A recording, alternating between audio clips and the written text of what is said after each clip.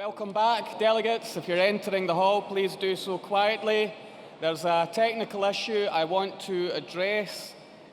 Prior to the handover of chair, on Resolution 13, there was support for the amendment and the resolution. That was a resolution you'll recall on Tory welfare benefit cuts.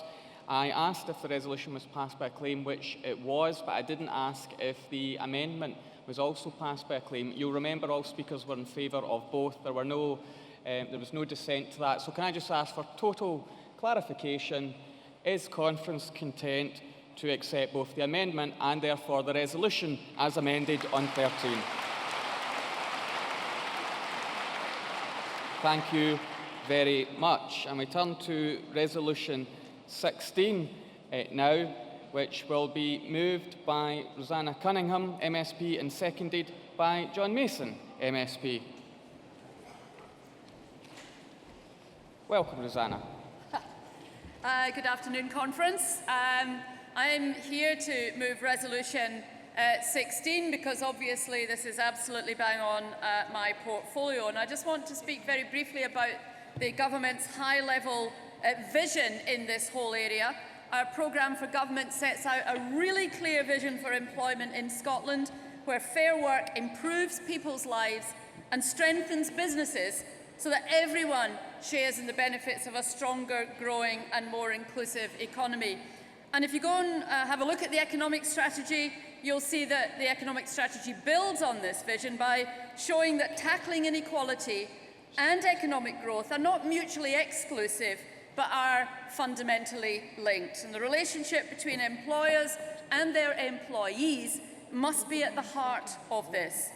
There's growing evidence that delivering sustainable growth and addressing long-standing inequalities are reinforcing and not competing objectives.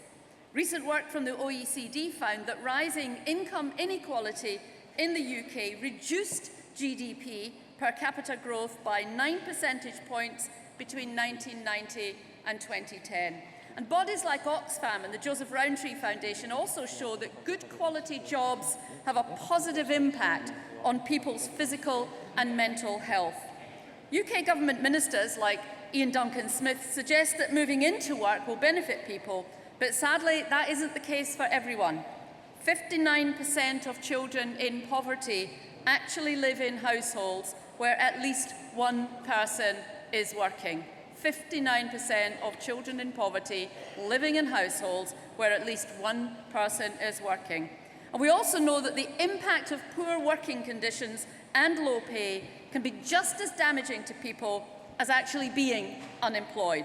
And that's why we want to support businesses to create better jobs where people feel valued and engaged.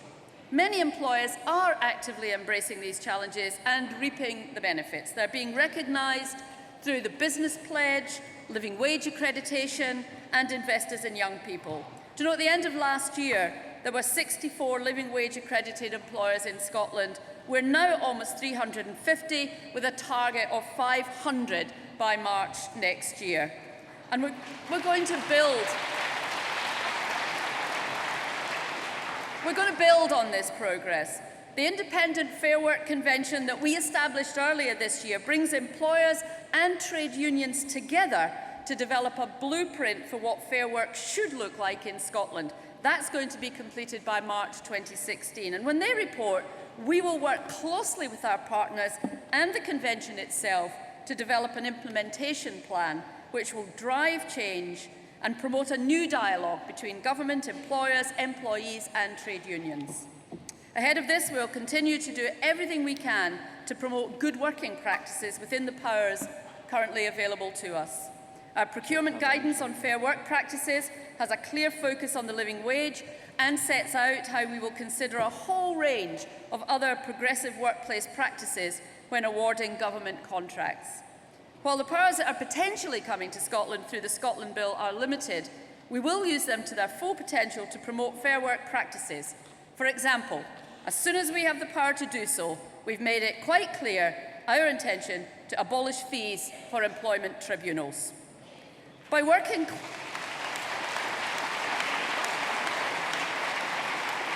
By working closely with employers and employees, we'll show that progressive and fair workplaces can drive the productivity and growth that will be critical to the success of the Scottish economy and central to our approach to creating a fairer and more equal society.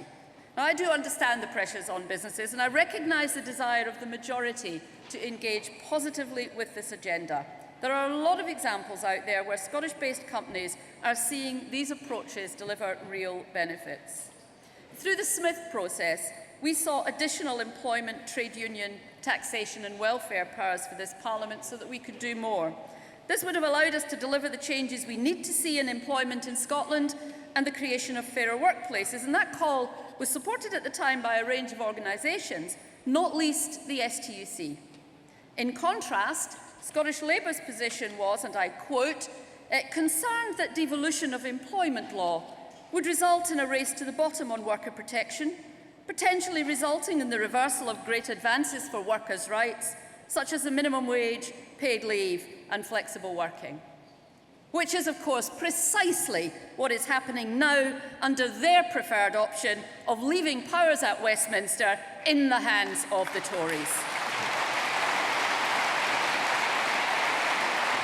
That's time, Rosanna.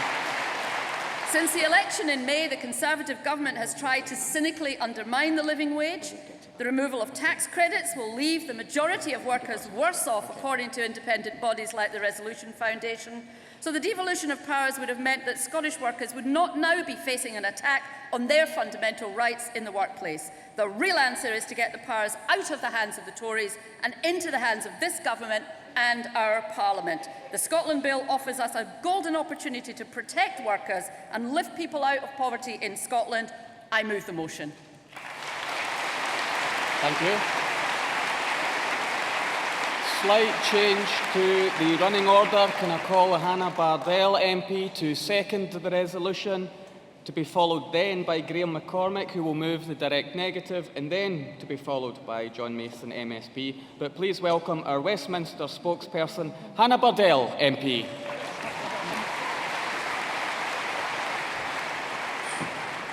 Thank you, Conference. Hopefully I'm a wee bit better looking than John Mason, but it's not a beauty contest.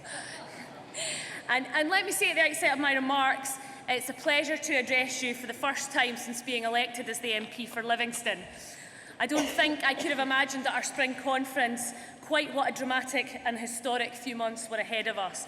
To be part of it is an honour, and I'm proud to have the opportunity to work with my Scottish parliamentary colleagues as we try to ensure a decent and secure future for Scotland. I'd just like to take a quick opportunity as well to thank all of my local activists across Livingston, some of whom are here today. They have been incredible. Thank you.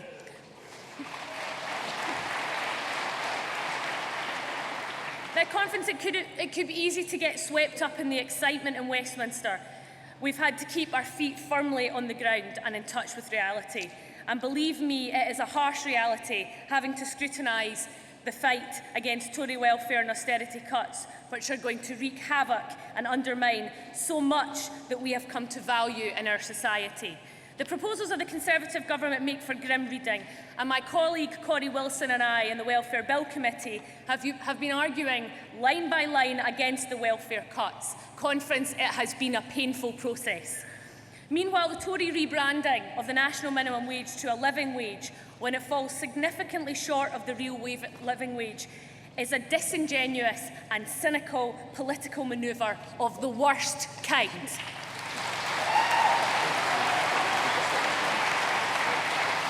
Perhaps, Conference, the Chancellor got lost on his way to the calculator.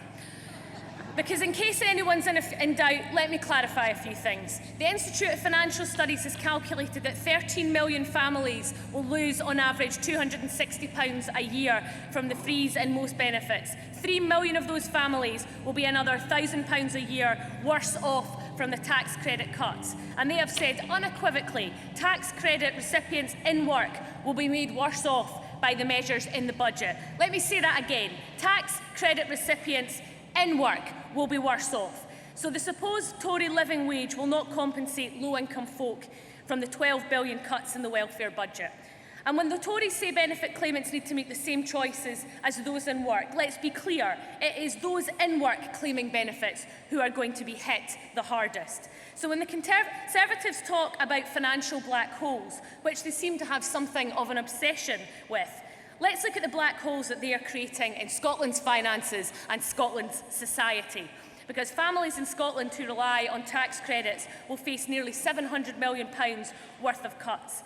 The Scottish Government, which has to work within a fixed financial framework, is having to spend £300 million to mitigate the worst aspects of Tory austerity, including the bedroom tax. Conference, why should our block grant be spent on mitigating Tory austerity instead of schools, teachers and investment in our economy?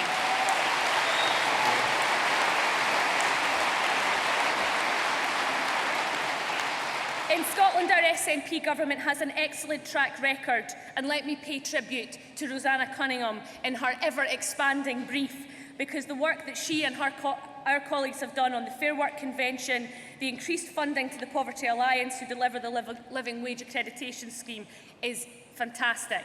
Conference, the contrast between how the SNP are trying to protect and stand up for the people of Scotland versus how the Conservatives seek to divide our nation south of the border could not be starker. The Conservatives have no concept, nor do they care, what impact their plans are going to have on our society. Their plans for a big society are quite clearly bad for society. They are determined to unstitch and ravel the very fabric of our society, and Conference, your SNP MPs will continue to fight them every step of the way. Thank you, Conference. I second the motion.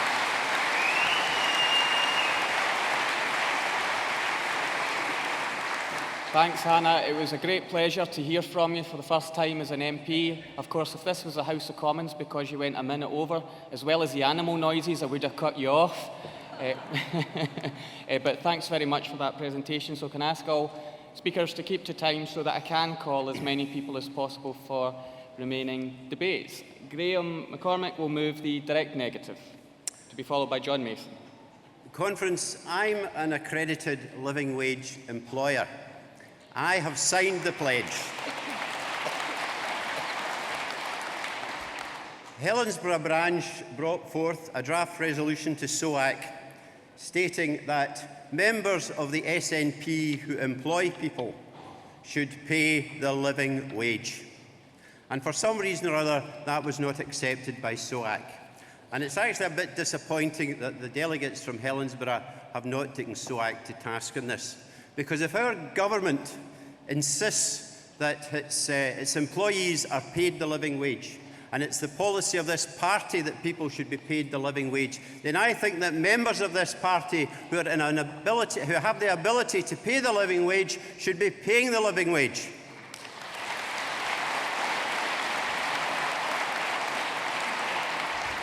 Because if you run a business where you don't pay the living wage, you're running a business on the basis of poverty wages.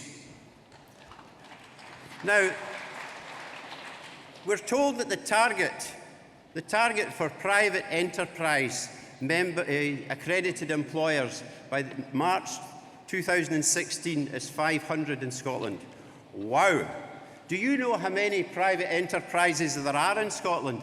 150,000. So that means that the limit of the initial ambition is 1/3 of 1% of the total private enterprises in Scotland. So we, as individuals, must do more ourselves.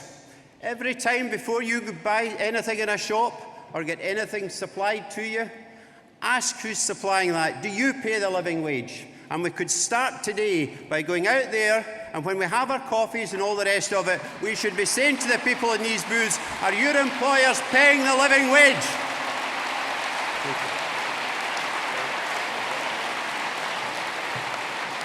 Thank you, Graham.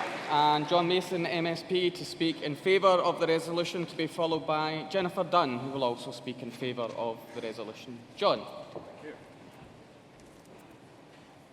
Convener, delegates, I was very keen to speak in support of this resolution today, as if we're going to seriously deal with the gap between the richer and the poorer in our society, one of the key issues has to be pay at the lowest levels. Let's remember that most of the levers over economy and the redistribution still lie at Westminster. And let us remember that from 1997 to 2010, inequality in the UK, as measured by the Gini coefficient, grew to the highest point since the 1970s. Especially in Labour's third term, there was a sharp rise in income inequality, as well as a fall in income for the poorest fifth of the population. Shame on Labour. The statutory minimum wage and the living wage are an absolutely key area as far as I am concerned. If people are working and are not earning enough for them and their families to live on, there is something fundamentally wrong. Every employer has a moral duty to pay their employees sufficient wages for these folk to live on. And certainly, in my opinion, that also needs to be a legal duty, or it will not work.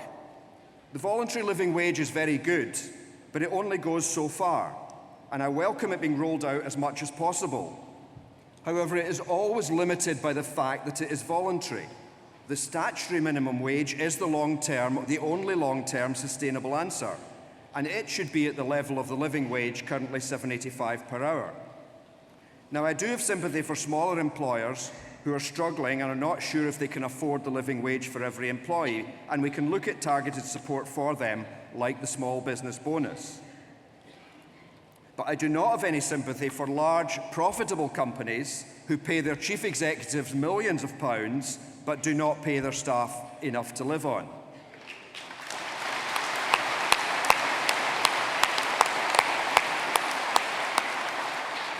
Now, I think many delegates will be familiar with the book The Spirit Level, which argues that more equal societies do better as a whole than do less equal societies. There is also now a film, which I guess many people have not seen yet, called The Divide, and it is due to be released next year, I think, directed by Catherine Round. I have to say I was really impressed with the film, and it gives a really personal angle on how people are suffering on low wages. These include in the United States, in England, and there is one case in Scotland. One example was a woman who worked for Walmart, which she said when she started used to be quite a good employer. But they changed their policies, they came down heavily in the staff, she was in debt, she was very, very stressed and on the verge of being evicted from her very modest home. The film underlines the point that if people are living on a low wage, it has all sorts of impacts on their lives. Pressure on their physical health, their mental health, their family relationships, addictions, and so on. So once we get the powers, we need to enforce a minimum wage for all. But in the meantime, I congratulate the government on really pushing the living wage, and I hope we can all wholeheartedly support this motion. Thank you. Thank you, John. The final speaker will be Jennifer Dunn, but can I also ask the mover of the resolution, Hannah and Graham, to come to the stairs if you wish to sum up. And Jennifer, of course, is a candidate in here. Jennifer. Thanks very much, Derek. I've been in the SNP for 14 years and I'm delighted to see how big conference is today. I'm also honoured to be addressing conference for the first time as a parliamentary candidate. Ayr is one of the last 3 Tory-held seats in the Scottish Parliament, and it's one that my team and I are determined to turn around and win for the SNP in May.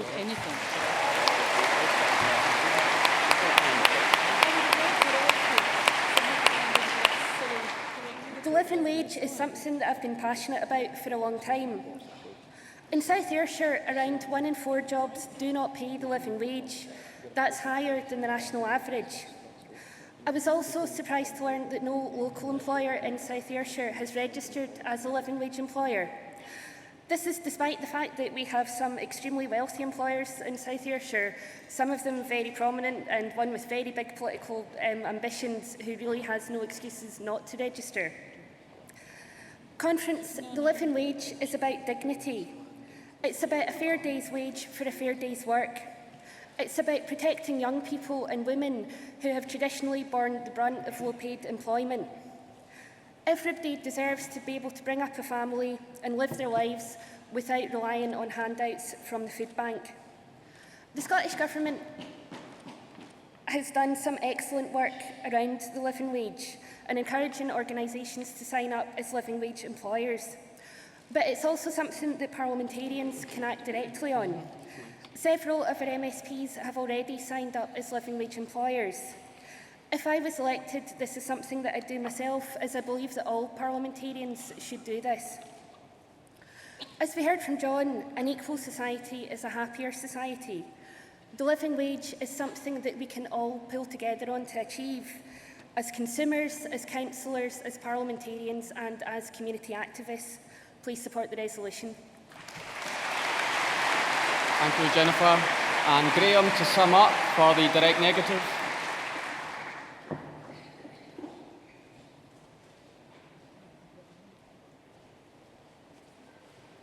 Folks, this is about poverty. Walmart made £130 billion, I'm told, last year in profit. So the next time you're going to shop in Asda, think about it, because they don't pay the living wage. And as regards what John said about small businesses, there are already accredited members of the Living Wage Foundation who are small businesses, who are shopkeepers, who provide services such as nursing homes and all the rest of it, and they pay their people, their staff, the living wage. So there is no excuse not to pay the living wage. And John, you know, what the Scottish Government's doing is not pushing the matter. They're tickling at the matter. We want a big push because with people who are out of poverty start to spend, and then our economy benefits as a result of that. So accept the direct negative, because that will be the biggest push this party has ever had to get rid of poverty once and for all. And Rosanna, to sum up for the resolution. I'd love the powers to do more. That's what we're about in the SNP, getting those powers to make those changes. Absolutely. Moving the direct negative means you're sending this policy away. Is that really what you want to do? I wouldn't have thought so. So I just want to say something about accreditation. It's about companies stepping up as exemplars, and it's important for that reason. The existence of the accolade helps change the debate. But here's a truth that you might not know. 81% of the Scottish workforce is already paid the living wage or higher. It's not just about the numbers of companies that are accredited. 81% of Scotland's workforce is already paid the living wage or higher. We're trying to work on the 19% who aren't. But that figure of 81% is higher than anywhere else in the UK except London and the South East. So let's celebrate the success that represents for Scotland. Thank you. So now we turn to the vote, delegates. It will be a straightforward vote for or against the resolution as published. So those in favour of the resolution, please show. Cards down. Those against the resolution, please show. I see a few cards, so the resolution is carried overwhelmingly.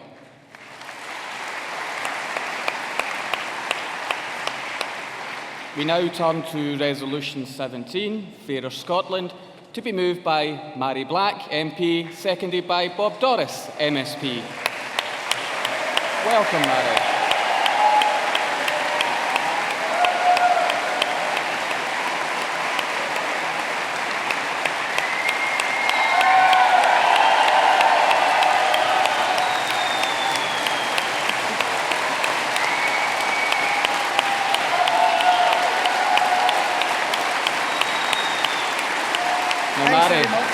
Mary, I won't. Mary, I have to say, I won't be taking that time for the standing ovation on your arrival against your time, because I know conference wants to hear from you. So, Mary Black. That's not bad. No. Well, when I first spoke at conference, it was roughly a year ago, and it was just after the referendum when I'd been asked the night before if I wanted to pass a motion. The second time I spoke at conference, I did so as a parliamentary candidate. The third time, I'm now speaking to conference as a member of the UK Parliament.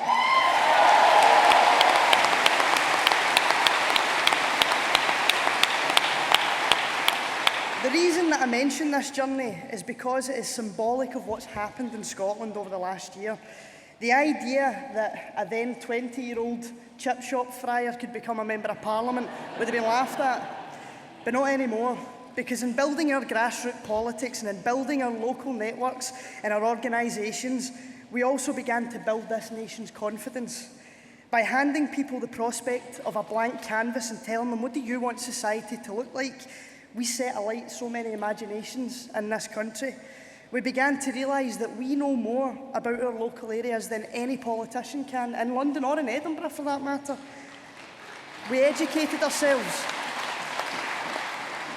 Now, where the canvas now is by no means as blank as it would have been with independence, it is incredibly important to acknowledge that despite the reality that we will always be constrained as long as we're part of this union, the Scottish Government is doing all within its power to continue that national conversation that began during the referendum. By asking communities directly about the issues affecting their areas, we not only allow a greater depth to our understanding, but we encourage the very kind of grassroots, real-life engagement that was set alight throughout that referendum and that changed this country.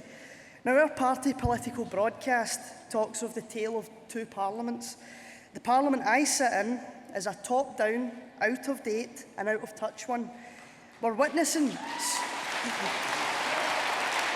witnessing some of the most right-wing and cruelest policies imaginable being passed in front of my very eyes. I know I don't have to explain to anyone here how deep the wounds are that are left behind after a person experiences a Tory cut. I often find myself looking across that chamber at the Tory MPs and I think, are you genuinely so out of touch that you can't see the damage your policies are doing, or do you just not care?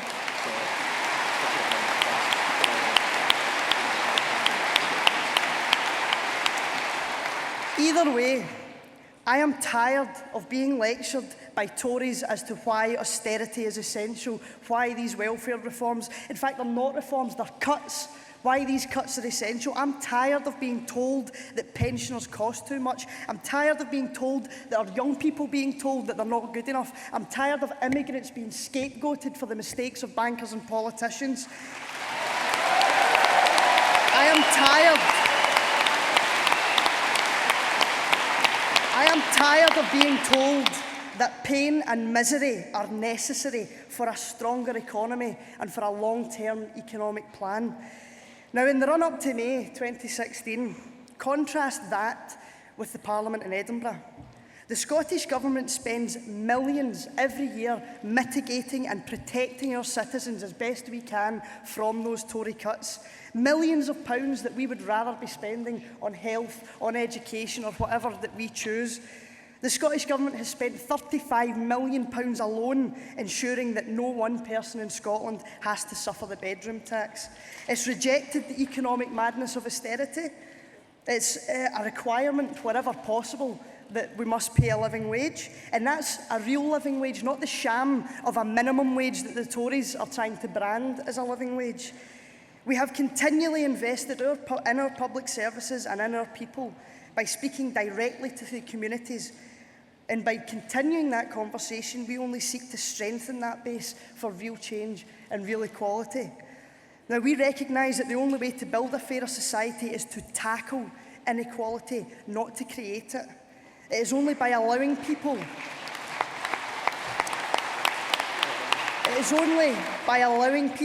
to reach their full potential that you then achieve a strong economy.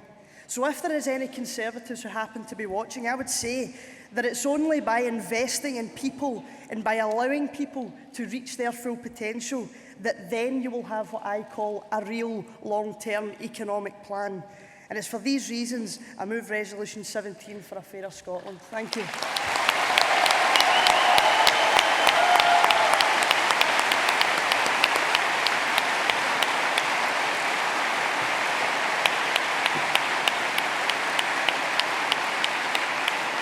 Thank you very much, Mary.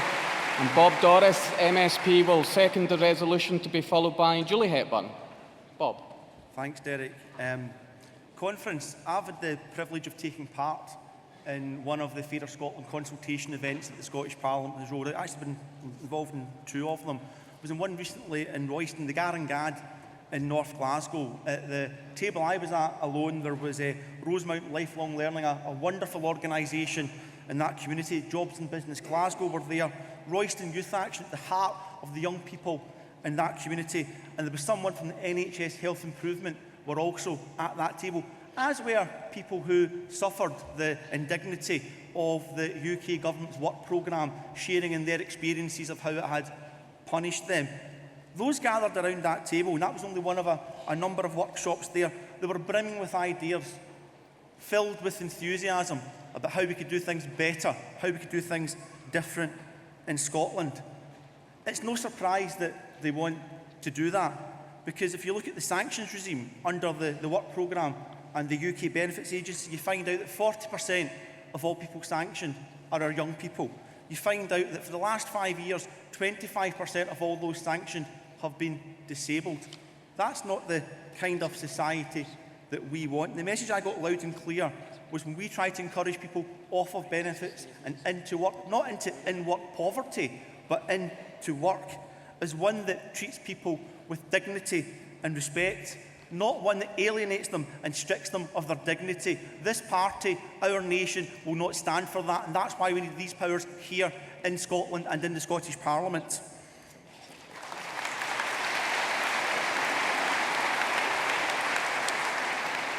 But sometimes statistics are one thing, it's the human story that really makes a difference. And if I have time, Chair, I'll tell two of those stories very, very quickly.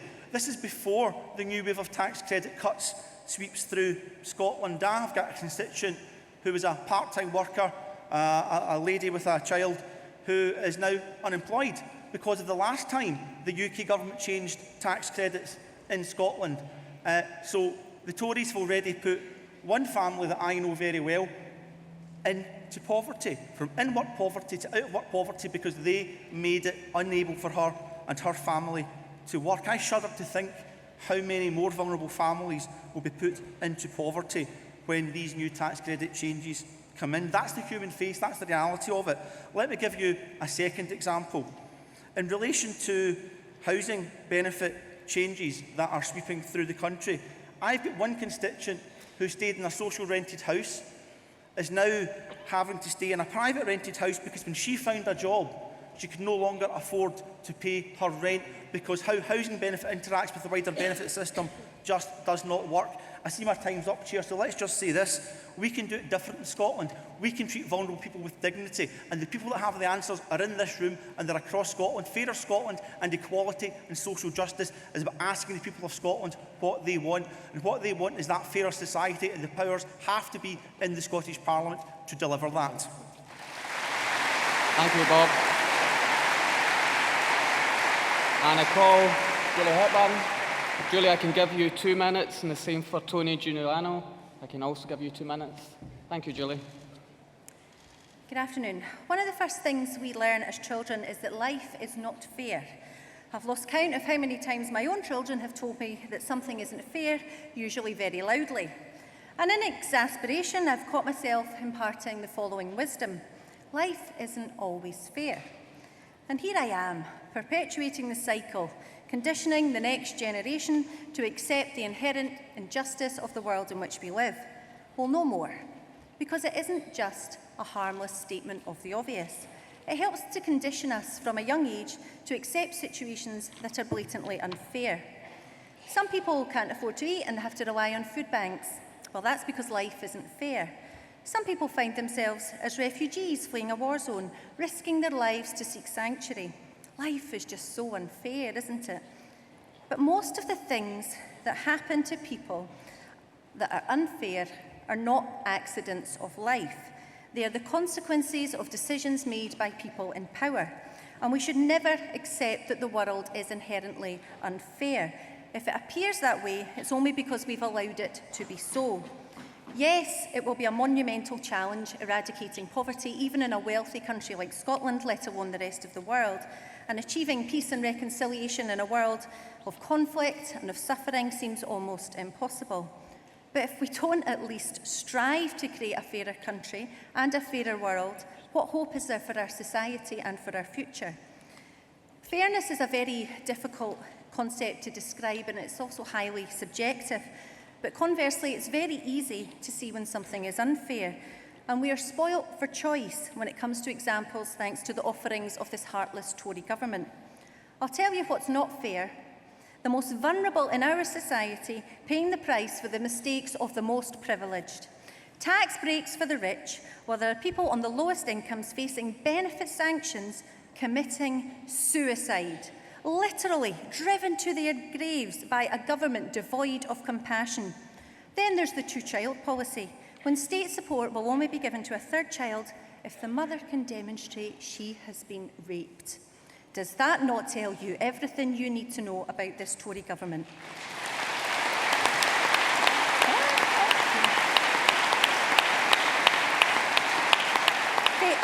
Fairness is at the heart of why so many of us want independence, for it will give us the means to build a fairer Scotland, and our SNP government and Scotland's government never loses sight of that fact. Thank you. Thank you, Julie. And finally, Tony Giuliano. Okay, Julie, you could have had another minute. Oh, there you are. You should have been at the stairs, Tony. You should have been at the stairs. 1.5 minutes. Remember that. Conference, I want to echo the words of Julie Hepburn, actually, but I also want to recognise the significant contribution that Civic Scotland is making in the debate for creating a fairer Scotland. I have the privilege of working for Sam H, Scotland's leading mental health charity, which supports over 3,000 people with mental health problems every day. I've seen the effects of welfare reform, sanctions and work assessments. Not only their impact on income, but what they do to mental well-being. The way a sanction notice weighs down, the sense of dread it creates, halting recoveries, pushing them backward. And that's why third sector organisations across Scotland are calling for the Scotland Bill to be strengthened, because they know better than anyone else that the current system is marginalising the weakest in our society. So when our opponents accuse us of obsessing over the Constitution, for making the case that our Parliament needs full powers over welfare and employment, let's remind them that the Constitution isn't some abstraction. It's real jobs, dignity and support for the thousands of Scots ignored by Westminster day in, day out. And let me give a concrete example. Access to work is a fund that offers practical assistance to disabled people by giving them a grant to help stay in work. The Tories underfund it and they refuse to devolve it. But control over this resource and others like it would allow us to ensure that people with mental health problems and disabilities seeking work are put front and centre. Because, delegates, I believe that we are defined as individuals, as a party and as a nation, by how we treat the most vulnerable among us, by whether we offer them a hand or walk on by. And where would we be as a society without the thousands of Scots who give up their evenings, their weekends, or their whole lives for others, who offer their hand without the expectation of material reward and too often without recognition? I'm proud to be a candidate for a party that recognises what those of us with mental health problems and disabilities have to give.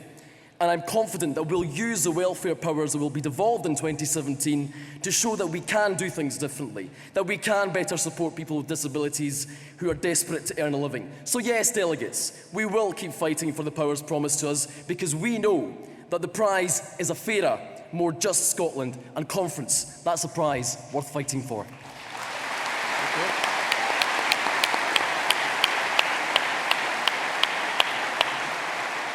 As there are no cards in against, Mary, will you waive your right to sum up? Thank you, you will. Can I ask then, delegates, is the resolution passed by acclaim?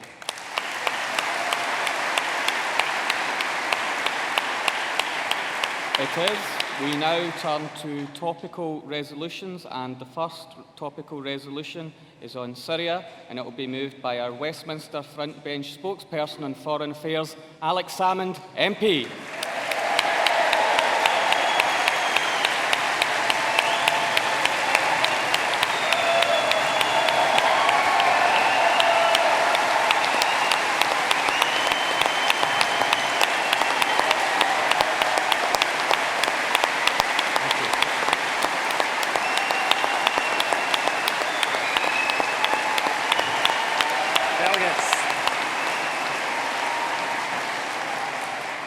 Delegates, I was going to ask for extra time as a first-time speaker as the Member of Parliament for Gordon.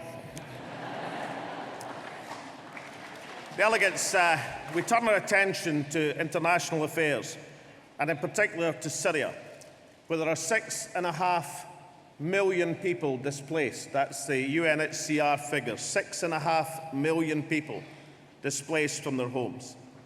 It's one of the largest humanitarian crises in history. Now, if we want to understand why there are 6.5 million people displaced, then we only need to look at the military lineup in Syria at the present moment. There's the United States of America, who are bombing Daesh, but also not supporting and want to see the back of President Assad. We have Russia, who say they are bombing Daesh, but also are targeting the rebels. We have Turkey, who say they are bombing Daesh, but also targeting the Kurdish forces. We have the Australians, the Canadians, the Saudi Arabians, and others supporting the United States of America. We have the French, who have their own military operations. We have Iranian-backed militias who are opposing Daesh in Iraq and supporting Assad in Syria. There is nobody in Syria who's not being bombed by somebody. That's why there are 6.5 million people displaced. So what should our reaction be as we see this carnage in that country? Delegates, we need to be the voice of clarity, of sanity, and of humanity. We have to have the clarity to put forward the position that adding a few more aging tornado sorties will have no military consequences whatsoever, but it will add to human suffering because mistakes will be made.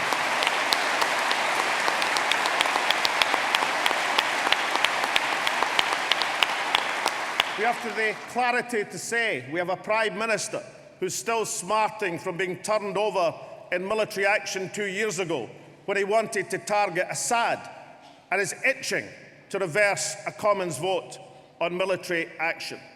And we have a Labour Party who are now debating internally what the meaning of a United Nations mandate is. The civil war we're interested in is the civil war in Syria, not the civil war within the Labour Party. So the position that we should put forward is one which offers sanity. Delegates, there should be no more futile military interventions by the UK. No more.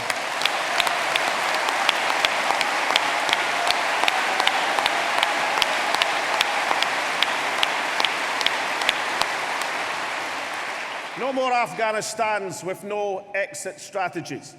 No more Libyas where we spent 13 times as much bombing as we did reconstructing that country.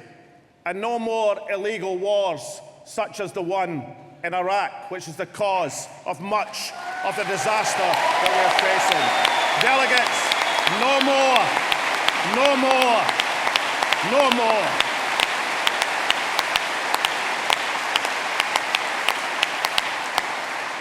But above all, the path we should tread is that of humanity. Let us argue for a policy which focuses on the needs of the Syrian people, which takes the tough road of being a major sponsor for peace and diplomacy, not just another protagonist in war and carnage.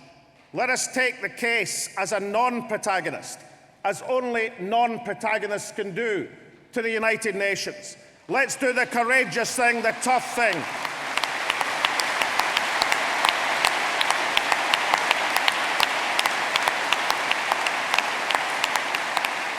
And let this party stand behind a real United Nations mandate, the road of peace and diplomacy. And let's pass this motion. Thank you very much.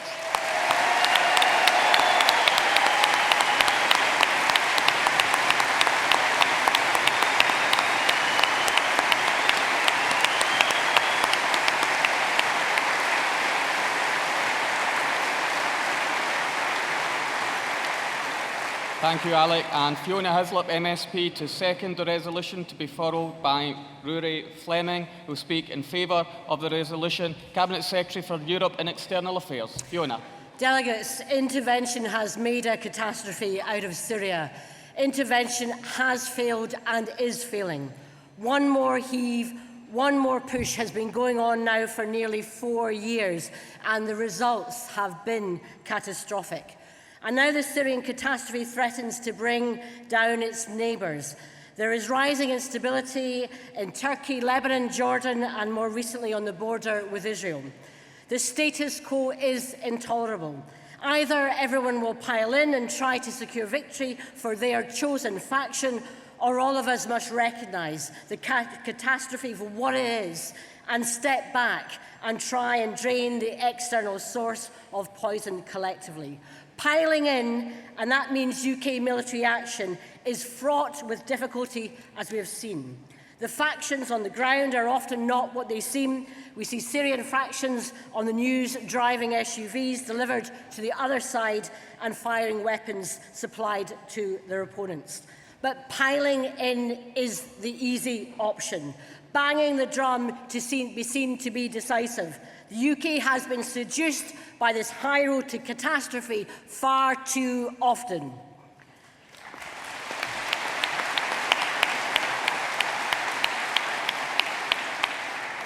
We must take the hard road, the slow road.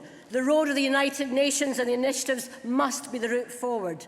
The poison has to be drained. The flow of foreign fighters from wherever, for whatever faction, must be choked. And at this stage, a civil war between Syrians, and only a civil war, would be a small step in the right direction. That is the grim and unpalatable truth of war that is increasingly contagious. And then we must choke the vehicles in this war of motion, the vehicles where none of these vehicles are made in Syria. None of them are kept in fighting shape by Syria. They are influenced by external help. And finally, we must choke the money from all the different sources that are feeding what is happening in Syria.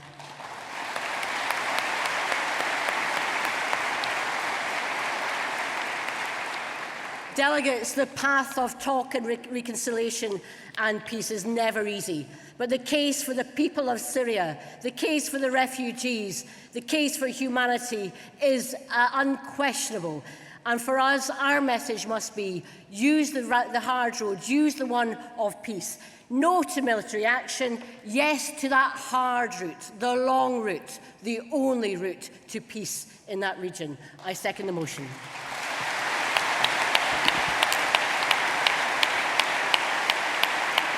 Thank you, Fiona. I now welcome Rory Fleming, who's speaking in favour of the resolution from North East Fife, and Rory's a first-time speaker at conference. To be followed by Brendan O'Hara, MP. Rory, welcome. Thanks very much. Conference. Between 2007 and 2012, the UK government spent £2 billion on drones. According to the Bureau of Investigative Journalism, a quarter of that was spent on 10 Reaper drones designed to target and kill people from afar. Since 2005, 3 successive UK governments have helped process an order for 54 Watchtower drones. John Reid in 2005 agreed to the £800 million cost of the project. The project will now cost some £1.2 billion, be delivered 4 years late, and has been described by drones expert Chris Woods as an asset that can't be used in the wars that we're fighting today. £1.2 billion on weaponry bought for use in Afghanistan that will be apparently useless in the fight against Daesh. What a waste.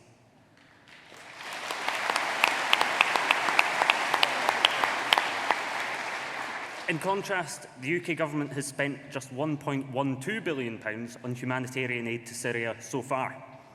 In all fairness, that amount is a good amount to have spent, but not when you consider that's been spread over the past 4 years and is still less than what was spent on one piece of useless weapons technology. Conference, the Tory government is hell-bent on carrying out airstrikes in Syria. Their solution to ending the violence and bombing is to follow the example that Labour set in the Middle East by adding to the violence and the bombing. with no plan on how to keep the peace afterwards. We cannot allow that.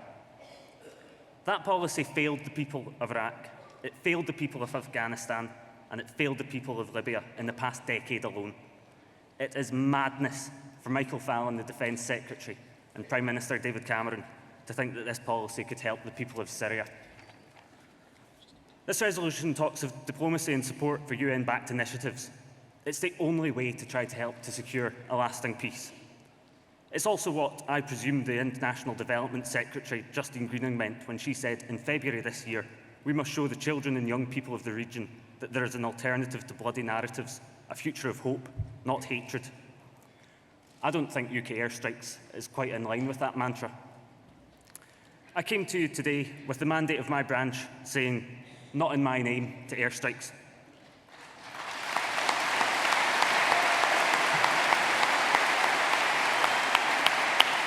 I implore you to join me, support the resolution and tell this generation of potential warmongers down in London, not in our name.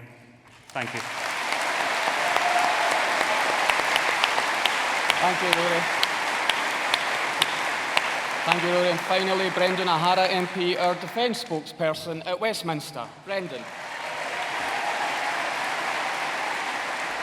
Good afternoon, Conference. I realise we're running short of time, so let me be short and to the point.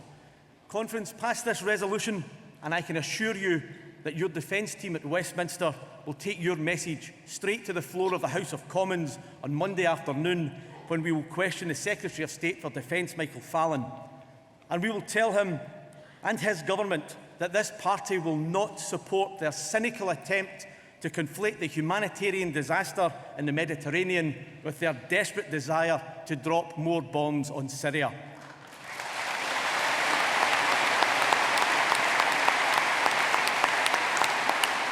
At the heart of this motion is our demand that it has to be the United Nations that leads the world's response to protecting the beleaguered civilians of Syria.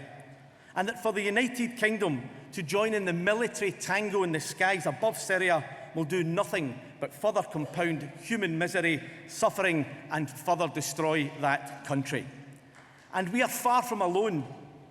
And I'll finish with a quote from the Senior Fellow at the European Council on Foreign Relations, Nick Whitney, when he said, "Bombing in Syria is not the answer. In the first place, it will be ineffective.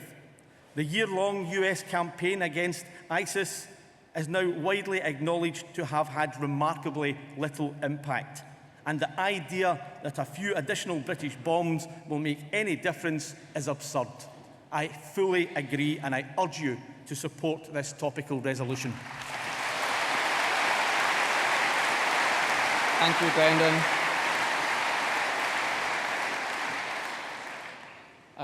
There are no cards in against. Alec, can I ask you to waive your right to sum up? Thank you very much.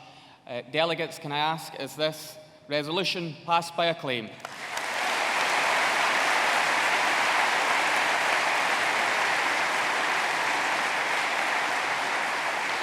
It most certainly is. Now the final topical resolution on human rights to be moved by Joanna Cherry, MP, and seconded by Christina McKelvey, MSP.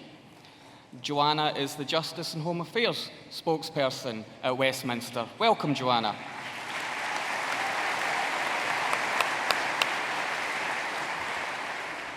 Thank you, fellow delegates. The Human Rights Act was passed with cross-party support in 1998, and it means that citizens across the United Kingdom can defend the rights guaranteed by the European Convention of Human Rights by going to their local courts rather than by having to go all the way to Strasbourg. It also means that public bodies across the United Kingdom must treat everybody equally and with dignity and fairness, and that includes the UK government. But the Tories aren't really too keen on the standards of equality, dignity and fairness. They find them rather inconvenient, and in their xenophobia, they resent the fact that courts in the UK must take into account decisions of the Court of Human Rights in Strasbourg. And so the Tories are threatening to repeal the Human Rights Act and even to go so far as to withdraw from the European Convention on Human Rights altogether. If they did that, the United Kingdom would be the only Union of Nations in Europe that wasn't a member of the ECHR, apart from Belarus, and it would send out completely the wrong signal across Europe and the world. Only today, the United Kingdom has been urged by Europe's top human rights watchdog not to endanger freedoms in countries such as Ukraine and Russia and elsewhere by undermining the authority of the Strasbourg court. We in the SNP scored an early victory at Westminster when we were instrumental in forcing the Tories to take out of the Queen's speech a bill to replace the Human Rights Act. But they're still planning on doing that, and soon they'll be lodging a consultation which looks at repealing the Human Rights Act and taking us out of Europe. If they do that, they will remove everyone in this hall's fundamental freedoms and across the UK. They'll damage international relations and they'll put themselves into conflict with the devolved governments. During the election campaign, we in the SNP promised that we'd be part of a progressive alliance across the UK. And this is our opportunity to do that and, in fact, to lead the progressive alliance by you passing this motion today and sending out a strong message that the SNP will be at the forefront of the fight to save the Human Rights Act and to protect human rights, not just in Scotland, but across the whole UK.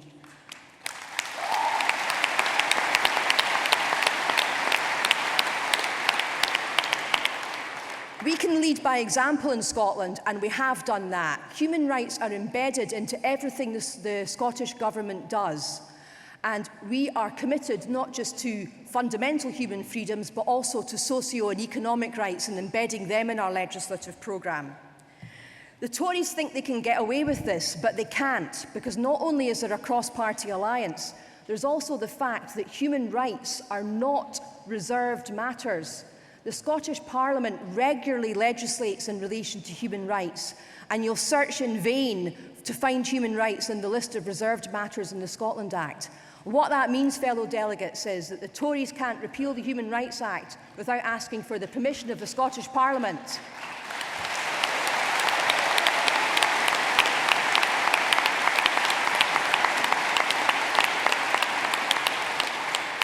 We need to send out an increasingly clear message that the SNP government will not give that consent. And we need also to remind people that it's not just the SNP who oppose the repeal of the Human Rights Act in Scotland, but in fact the majority of members of the Scottish Parliament oppose it. So this is a respect in which we really can lead this progressive alliance, and we can show an example to the rest of the United Kingdom about how we do things up here, and that we will not under any circumstances consent to the repeal of the Human Rights Act.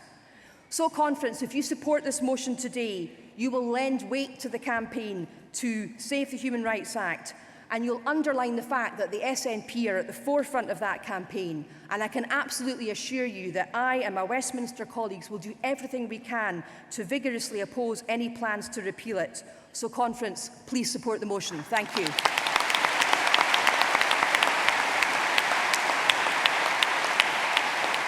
Thank you, Joanna. And Christina McKelvey, MSP, to second the resolution. You will have your full 3 minutes. Christina. Thank you very much, Derek, and thank you very much, Conference. Last week in the Scottish Parliament, I hosted an event celebrating the 60th anniversary of the UN. It was a superb event looking back at the UN and everything that it's achieved. But for me, celebrating the UN and not addressing some of the challenges that we're facing as a nation and as a world is just, a lost opportunity. And for me, the repeal of the Human Rights Act is key to that. And I'll tell you why it's key, because it's a continuation of a process that this Conservative government started when they gagged the campaigning methods of charities in England. They then continued it with the welfare reforms, where they took away your right as a disabled person or a vulnerable person or somebody who just lost their job, the right to social security. They are then further taking that with the repeal, the information they're giving out on how they're going to deal with the trade union laws and how they're going to undermine trade union laws. Another attack on the rights of people to assemble, to organise, and to be represented in their workplace. And the most disgusting part of it all is an immigration system that dehumanises people. Now, if we don't have the Human Rights Act to protect all of those individual needs, then we have nothing.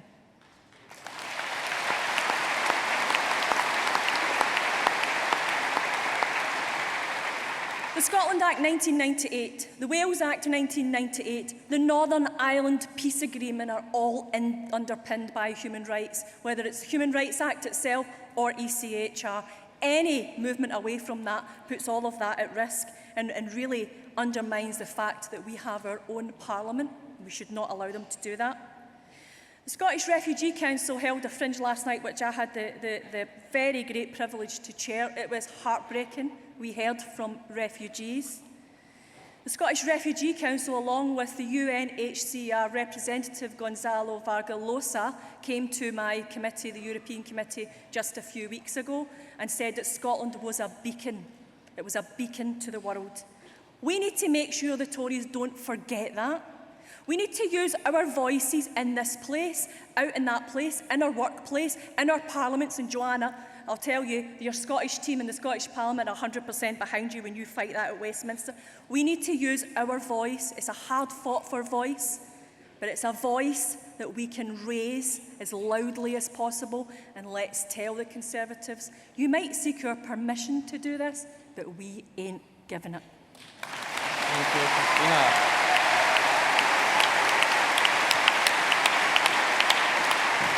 Thank you, Christina. And Joanna, are you content to waive your right to sum up? You are, thank you very much. Delegates, is the resolution passed by acclaim?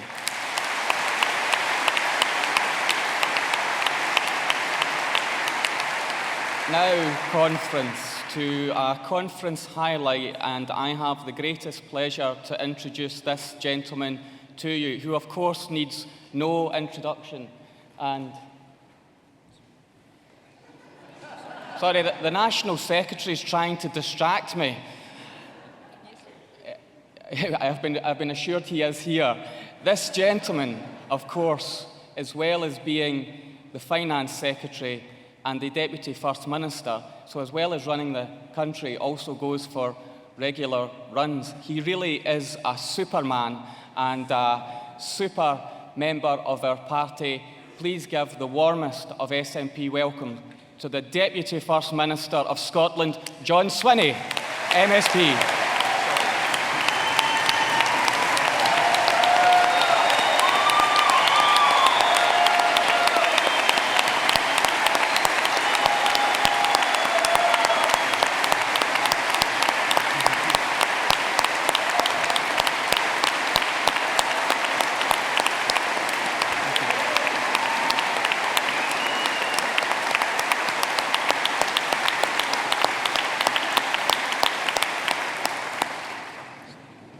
Friends, thank you very much for that warm welcome to conference.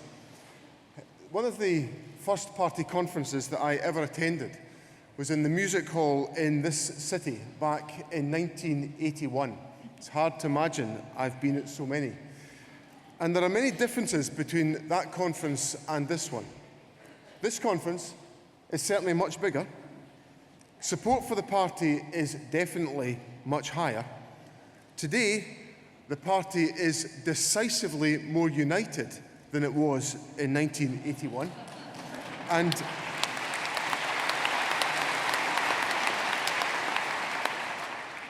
But some things remain visibly the same.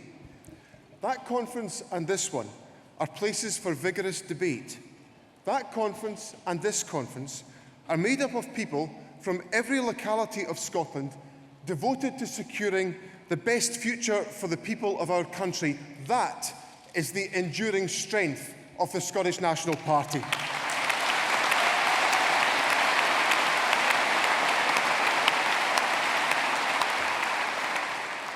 When we last met in March, we were just a few days away from the first of the leaders' debates in the general election. Our First Minister made us all very, very proud of her that night.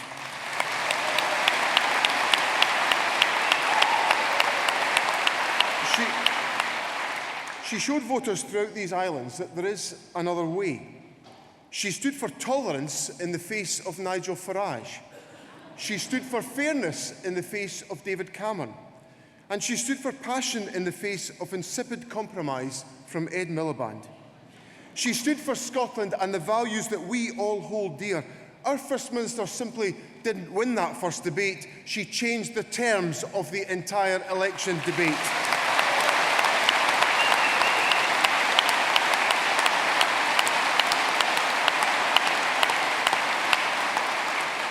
Yes, Conference, that was a proud night, but Nicola wasn't finished. She led this party, she led you and me and thousands like us across the country to the greatest election victory in our nation's history. She led us to May the 7th, the night we all but removed the failed unionist voices from Scotland and replaced them with SNP MPs determined to speak up for our country.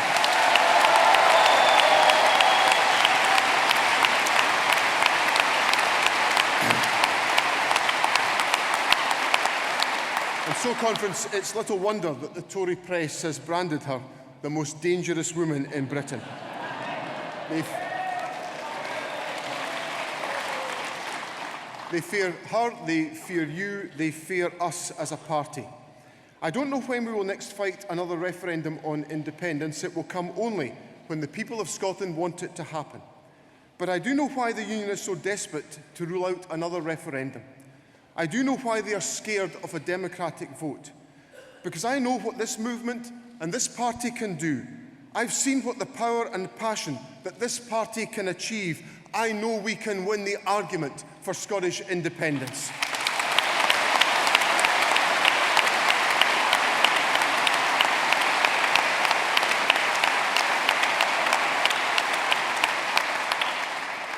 A year ago, almost to the day since the UK general election, we will stand before the Scottish people again and ask for their support.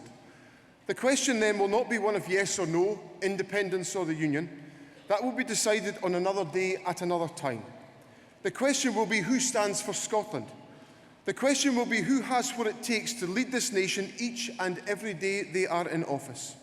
Who has the record, who has the team, who has the vision to take this country forward and make it the fairer, more prosperous country that it can be. I believe this party, this SNP government, has the record, the team and the vision to get the job done, to build a better Scotland, to create a fairer country, to deliver the prosperity we all need. I believe that come May next year, this party can win that historic third term in office.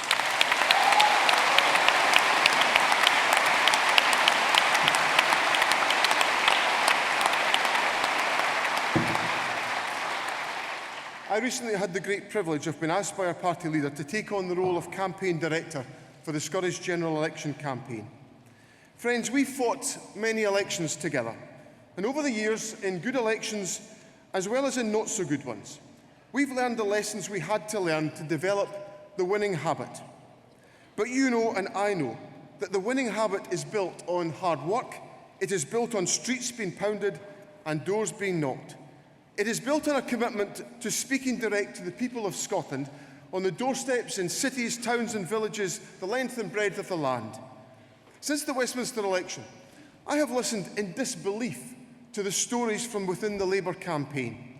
Tales of constituencies where Labour had not knocked a door in decades. Stories of MPs who had forgotten how to connect with their communities, if indeed they ever connected in the first place. Those are the symptoms of a Labour Party that took the voters, that took Scotland for granted. Well, on the 7th of May, we stopped Labour taking Scotland for granted once and for all.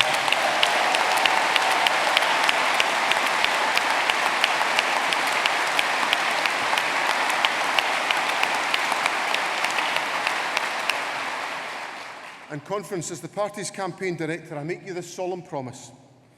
The SNP will never stop knocking on doors, connecting with constituents, talking to the people and listening to their concerns. Not simply because it is good politics, but because it is who we are. It is where we draw our strength from, directly from being close to the people of Scotland. At this election, we will reach out to every part of Scotland, to long-time supporters and newfound friends, to new Scots and familiar faces, to yes voters and to no voters, Because we, the SNP, are the national party of all of Scotland.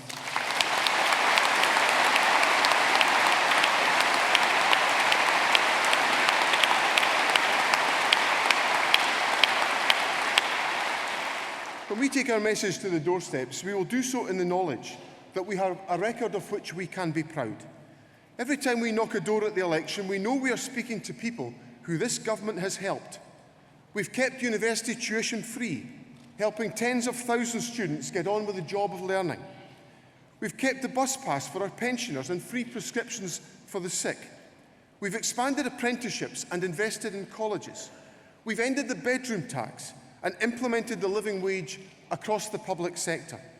We've delivered record investment in our health service, more than £12 billion this year, £3 billion more than under Labour. We've protected household incomes by freezing the council tax. Conference, the opposition will sneer from the headlines.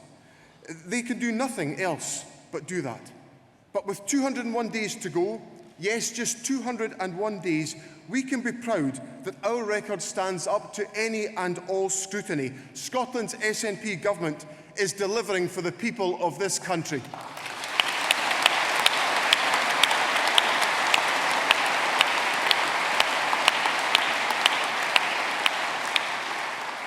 We have to keep delivering in the face of significant Tory cuts over the next few years. Next month, George Osborne will deliver his spending review. He isn't just planning to balance the budget, he's going much, much further. He plans to run a current budget surplus of more than £40 billion. When public services are crying out for investment, when the disabled are being told their benefits are being cut, when families are feeding their children from food banks, this Tory Chancellor plans to run a budget surplus greater than the entire budget of the Scottish Government. That conference is the triumph of ideology over compassion, of privilege over need. That conference is what the Tories plan to inflict on the people of this country.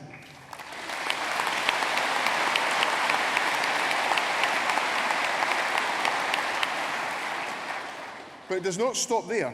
Starting next year, George Osborne plans £97 billion of consolidation.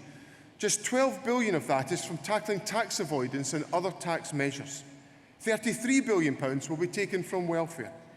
So for all the talk of blue-collar Toryism in recent weeks, there we have the truth laid out in cold, bare numbers. The cut to the most vulnerable is almost 3 times the size of the contribution from the Tories' rich tax-avoiding friends. But then, there was never any doubt that George Osborne was a Tory. No, the real shock was how long it took the Labour Party to understand what was going on. Labour were for the Fiscal Charter, then against the Fiscal Charter, then only some of them wanted to vote for, then only some of them wanted to vote against, then some wanted to do the decent, principled thing and abstain. Come off it. What is there to debate here? From day one, the Fiscal Charter was about entrenching the war on public investment the Tories started in 2010. There was no need for debate, no need for a wobble. If there was anything left in the soul of the Labour Party, from day one, Labour should have opposed the Fiscal Charter.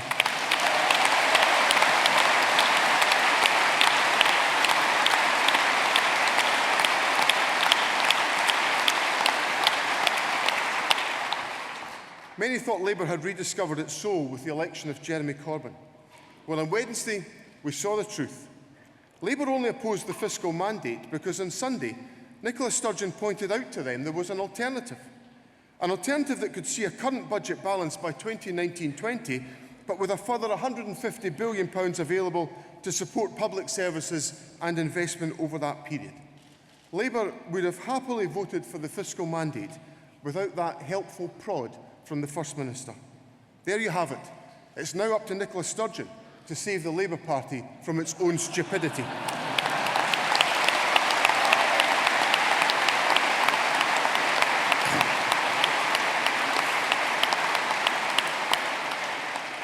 Conference, the focus of your SNP government is to build our economy, tackle inequality and protect our public services. We stand in a city that has seen the oil wealth of 2 generations flow through it. Yet travel to Northfield, just a few miles from this hall, and you will see poverty that should have no place in a modern country. We're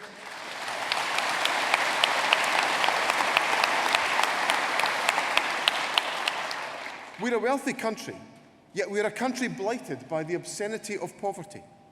We have natural resources that are the envy of many, yet they benefit only the few. We don't simply want to promote growth so that it pays the bills to allow us to tackle inequality.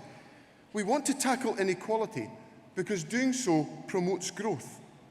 Inequality hinders people from achieving their potential and weakens the fabric of our society. It limits opportunities and reduces the contribution that people can make. It dilutes skills and it erodes talent. Conference, UK trickle-down economics have failed the people of Northfield. We must now lead the national effort throughout Scotland that tackles inequality and provides hope to all of the people of our country.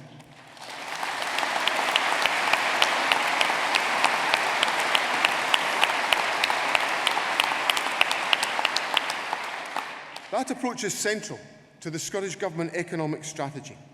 Despite our recent strong performance with 12 consecutive quarters of uninterrupted economic growth, we're still vulnerable to the legacy of recession. Output and employment are back above their pre-recession peak, but challenges remain in our labour market, including underemployment, low productivity, stagnant real wages, and the recent rise in unemployment demonstrates the importance of sustaining public investment. We need to ensure that our economy remains competitive and continues to create skilled and well-paid job opportunities. We need to adapt to an ageing population, and we need to make progress to the low-carbon age. This is the job we have to do in the next few years. That is the task of the next SNP government. And at the election in May, people can entrust these challenges to the Scottish National Party, or they can gamble with the untried, untested, and divided Labour Party. Our task, your task, is to persuade the people of Scotland that the only party to entrust these challenges to is Scotland's party, the Scottish National Party.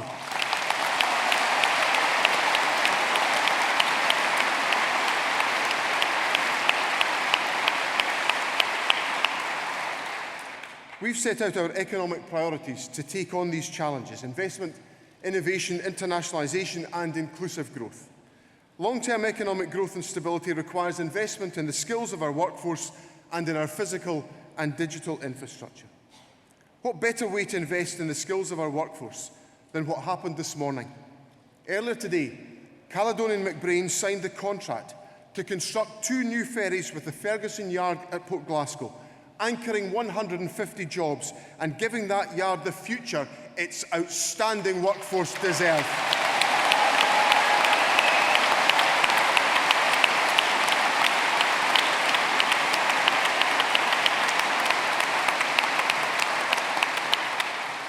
What better way to invest in our infrastructure than through projects like the Aberdeen Western Peripheral Route, now under construction by this SNP government after decades of inaction.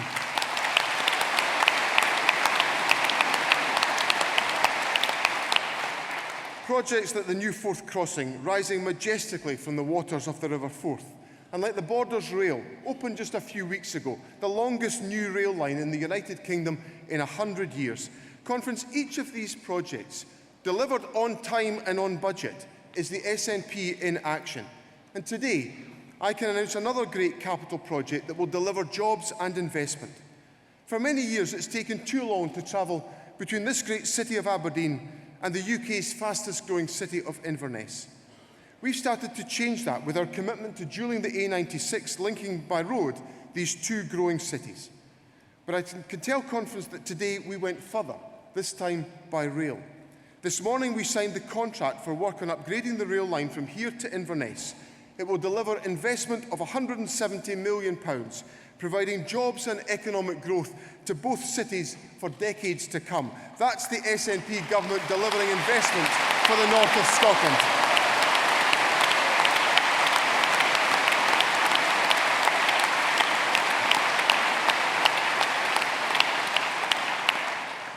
more than a third of the total growth we have seen in recent times has been delivered by the construction sector and our investment in capital projects. It hasn't come about because of the austerity of the Tory Chancellor. It wasn't delivered by the carping of the Labour Party. It's come about by your SNP government investing in Scotland's future. Why? Because we believe we can build that future brick by brick, girder by girder. Sustained investment to equip Scotland's economy for the great days that lie ahead for our country.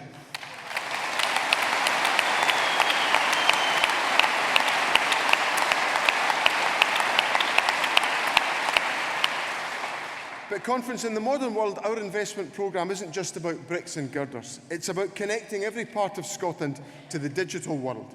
Wherever I go in Scotland, people make clear to me the importance of digital connectivity, good mobile and broadband connections. If we had left all of this to the market, only 66% of Scotland would have received superfast broadband, only 21% in the Highlands and Islands. That was not good enough for your SNP government. With over £400 million worth of investment, we've put in place the support to make sure from our main broadband programme that 95% of Scotland will be connected to superfast broadband services. But we won't leave it at that. Digital connectivity is crucial to creating economic, social and educational opportunity in every part of Scotland, no matter how remote. So this government has established Community Broadband Scotland with the funding and the mission to connect those communities BT won't reach. This government is determined that everyone in Scotland will have access to the digital age, not for the sake of it, but to open up the economic, social and educational opportunities that every citizen of Scotland has the right to expect in the 21st century.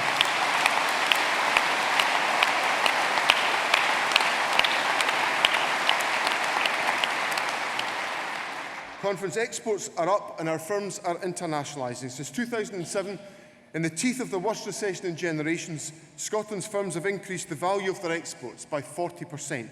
That's Scottish businesses getting the job done. In each year since 2006, the Ernst & Young Attractiveness Survey has ranked Scotland in the top 2 outside London for foreign direct investment. In 2014 alone, the survey found this investment had created over 3,500 jobs. That's Scottish enterprise and Hans & Hans enterprise getting the job done.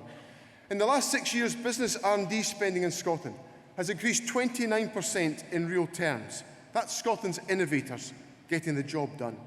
These are tremendous successes, but we recognise that Scottish business still needs help to succeed. We've delivered the small business bonus, making Scotland the most competitive place in the UK to do business. But we can and we will do more. At the Tory conference 2 weeks ago, George Osborne announced reform of the business rates regime for England and Wales. He plans to let councils keep what they raise. Well, Scotland's been doing that since 2011. But he also announced that councils will, by 2020, be able to reduce business rates to promote business growth. This SNP government has long believed communities should have greater control of key policies. That's why we removed £2 billion of ring-fenced control over council funds. That's why we passed the Community Empowerment Act earlier this year. And it's why I can announce today that we will use powers under that Act to allow every council in every part of Scotland to reduce business rates in their area, not from 2020, but in 2 weeks' time. On the third...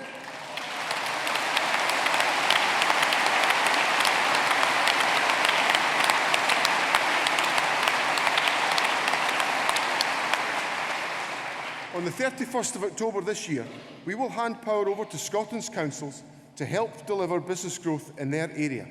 That's your SNP government, devolving powers to our communities and making sure Scotland remains the most competitive place to do business in the United Kingdom.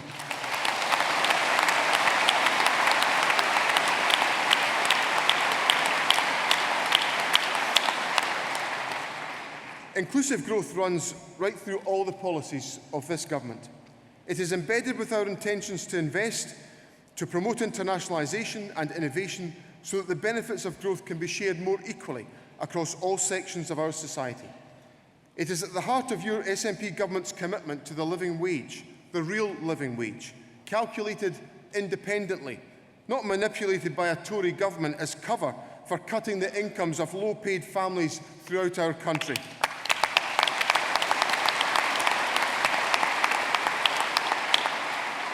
Our commitment to the living wage has been central to the Business Pledge, a great joint venture between government, trade unions and business in Scotland, working together to create better employment opportunities, better salaries and better lives for people in Scotland. Our approach to inclusive growth can be seen from early years, childcare and education, to the provision of affordable housing, improving wages and working conditions and boosting productivity. That is an ambitious strategy, but it is also a strategy that is beginning to work. The attainment gap in schools has begun to close. Students from a poorer background have never had a better chance of a place at university than under the SNP.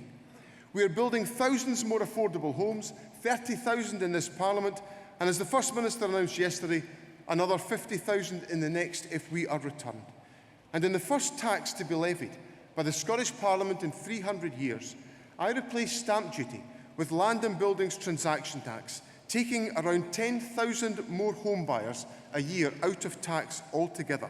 That is the focus of your SNP government, working together, tackling inequality, boosting growth, getting the job done for the people of Scotland.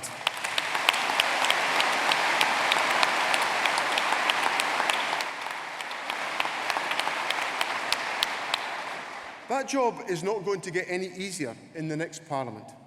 With the constraints on public finances, our challenge is in fact going to get much, much harder.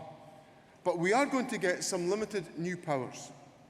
The Scotland Bill currently going through the Commons does not go nearly as far as Scotland wants it to. We all know that. Even Gordon Brown seems to know it. And he has experience of such things. He has a decade of experience of disappointing Scotland.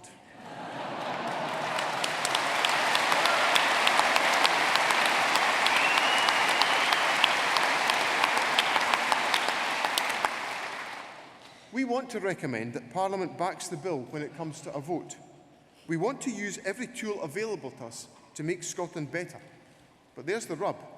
The Scotland Bill will only be worth it if it helps make Scotland better.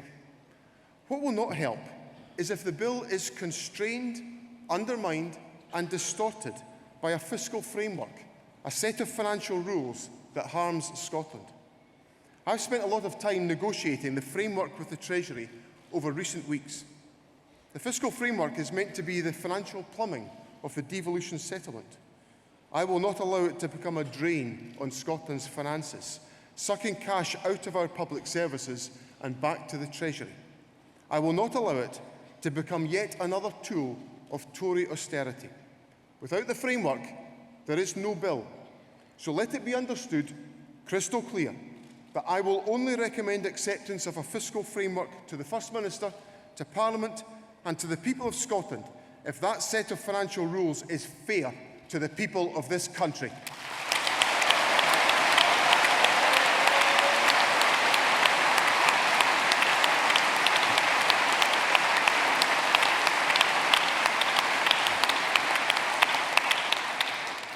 Conference, the SNP has a job of work to do. We have 201 days to secure our nation's future, 201 days to win a historic third term in office.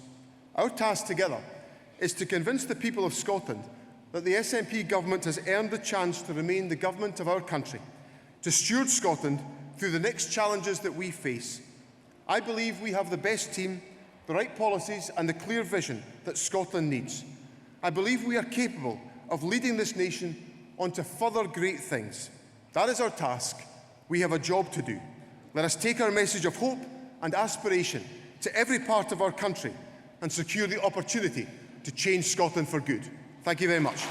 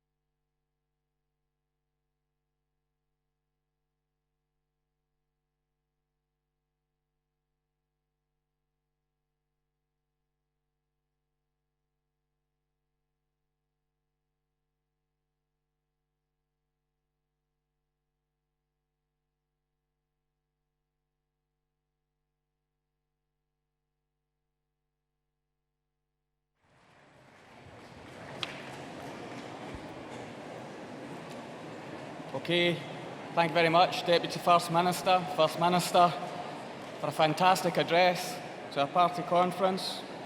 We now turn to Resolution 18 on the EU referendum. And I know the auditorium is incredibly busy, so can you please keep the noise down for those who are not staying for the next session?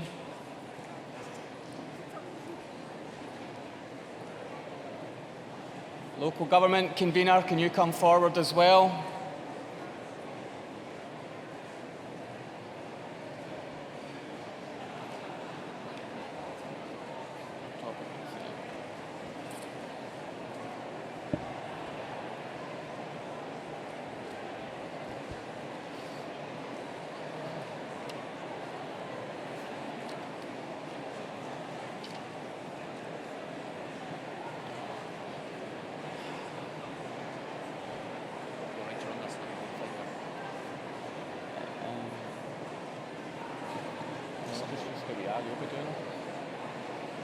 Okay, delegates.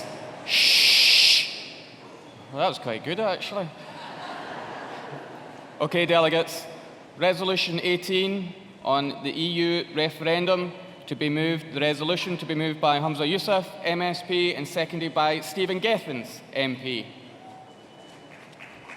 Welcome back, Humza Yousaf, who, of course, is Minister for Europe and External Affairs. Thank you, Derek, and thank you, Conference. Just as John was finishing his speech, you might have noticed that clock. It's now been removed 201 days, 14 hours and something else. Well, that is actually what I want to remind you of, that regardless of any EU referendum, let's not forget, Conference, that our priority will be that Holyrood election and securing a historic third term for the SNP in the Scottish elections next year. Let me also make it clear that as a party, we are an internationalist party, not a narrow-minded civic, not a narrow-minded nationalist party. We're not a party that wants to be dragged out of the European Union. We will campaign to stay in, not dependent on what the Prime Minister does or does not negotiate. I'm not going to leave the future of Scotland in the negotiating hands of a guy who leaves his daughter in the pub. The EU is not perfect, and I know that the EU is not perfect. In fact, as a Scottish Government, we've often said that we want to be at this front and centre of reforming the EU. We've made it clear here at Conference that a TTIP agreement that threatens our public services will not get the backing of the Scottish Government or indeed the backing of the Scottish people. I want us to be at the front and centre of a reformed EU. I don't want a Brexit where we are at the mercy of a heartless Tory government. I want to see a reformed EU that can help to protect the rights of workers. I want a reformed EU that creates jobs, that gives us access to 500 million people, to 20 million businesses. I want an EU that allows Scots to work and travel to the EU and those from the EU to make Scotland their home. And let me say to those 170,000 EU citizens that live in Scotland that I find it a disgrace that the UK government will not give you a voice on your own future.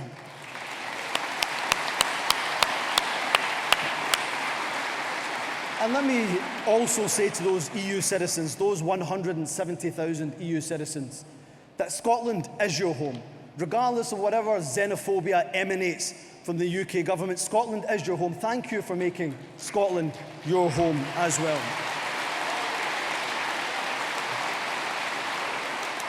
And it is on that basis of positivity, Conference, that we will campaign. I've got no interest in being part of a Project Fear Mark II. As a party of government, the SNP, it is our responsibility to be at the front and the centre of the Yes campaign. Conference, after all, we are the party of yes. Let's make it clear that the SNP will not join a campaign club with the Tories. We will not stand shoulder to shoulder as Scottish Labour did with the heartless Conservatives. We will not be in any campaign club that has them in it.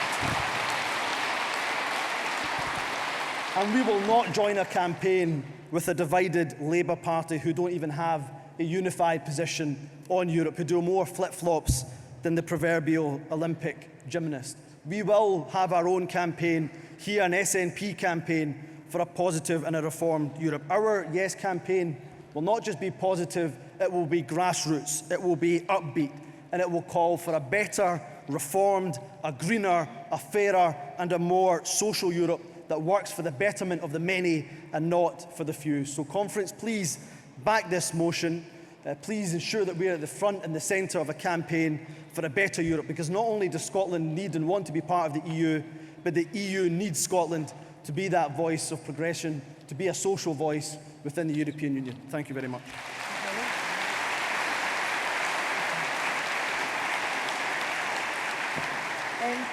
Thank you, Hamza. Derek's been called away again on urgent business, so I've been called in to chair the rest of this session. And I'll call Stephen Gethins MP to second the resolution, followed by Jerry Fisher to move the direct negative. Thank you. Conference, we might not have got the result from the independence referendum last year that we wanted. We might be devastated by that. But conference, we've got many, many things that we should be proud of. And these are lessons that we want to take into the European referendum. We want to see the European referendum that meets the gold standard that was set by the independence referendum. And that's why, as Hamza pointed out, we wanted to see European citizens given the vote in next year's, in the referendum for Europe. It's a ridiculous... It is a nonsense that people like our member of the Scottish Parliament, who provides a fantastic voice for the people of North East Scotland, Christian Allard, is allowed to be a member of the Scottish Parliament and do a fantastic job for people right here in Aberdeen, but he's not allowed to vote in the European referendum. That's an outrage to conference.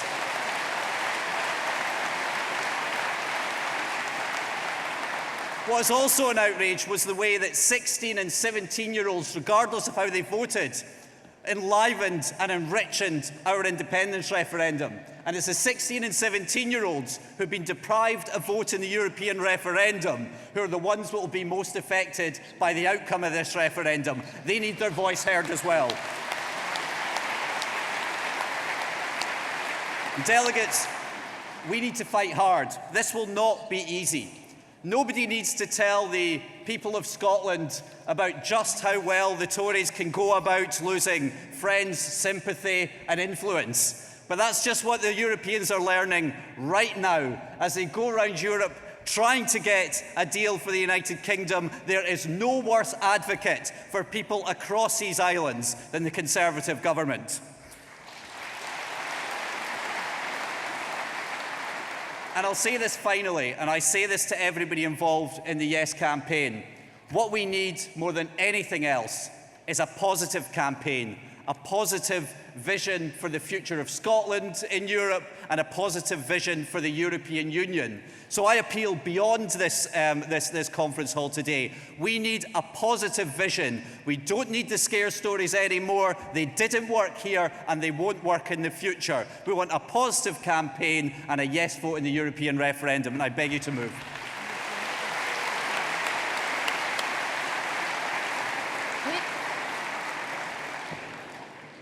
Jerry Fisher to move the direct negative, to be followed by Alan Smith MEP. Jerry Fisher, Oban and Lawn, delegate. Good afternoon. You will have gathered, perhaps, that I have some problems with this resolution. Not that I'm against the idea that 16 and 17-year-olds should have the vote in the referendum. Not that I'm against the referendum. Any member of SOAC in the last 5 years will know that I've been trying to get a referendum in party policy for that time, since Alec unilaterally took it out of the party policy in April 2010. But when it comes down to the question of what this resolution says. It talks about as making the positive case for Scotland remaining in a reformed EU, but it doesn't say, and the mover of the resolution doesn't say what reforms we're assuming will happen to the EU, merely that we're not trusting David Cameron to get them. I've always been in favour of the EU since it came in as a subject in terms of trade and in terms of the environment.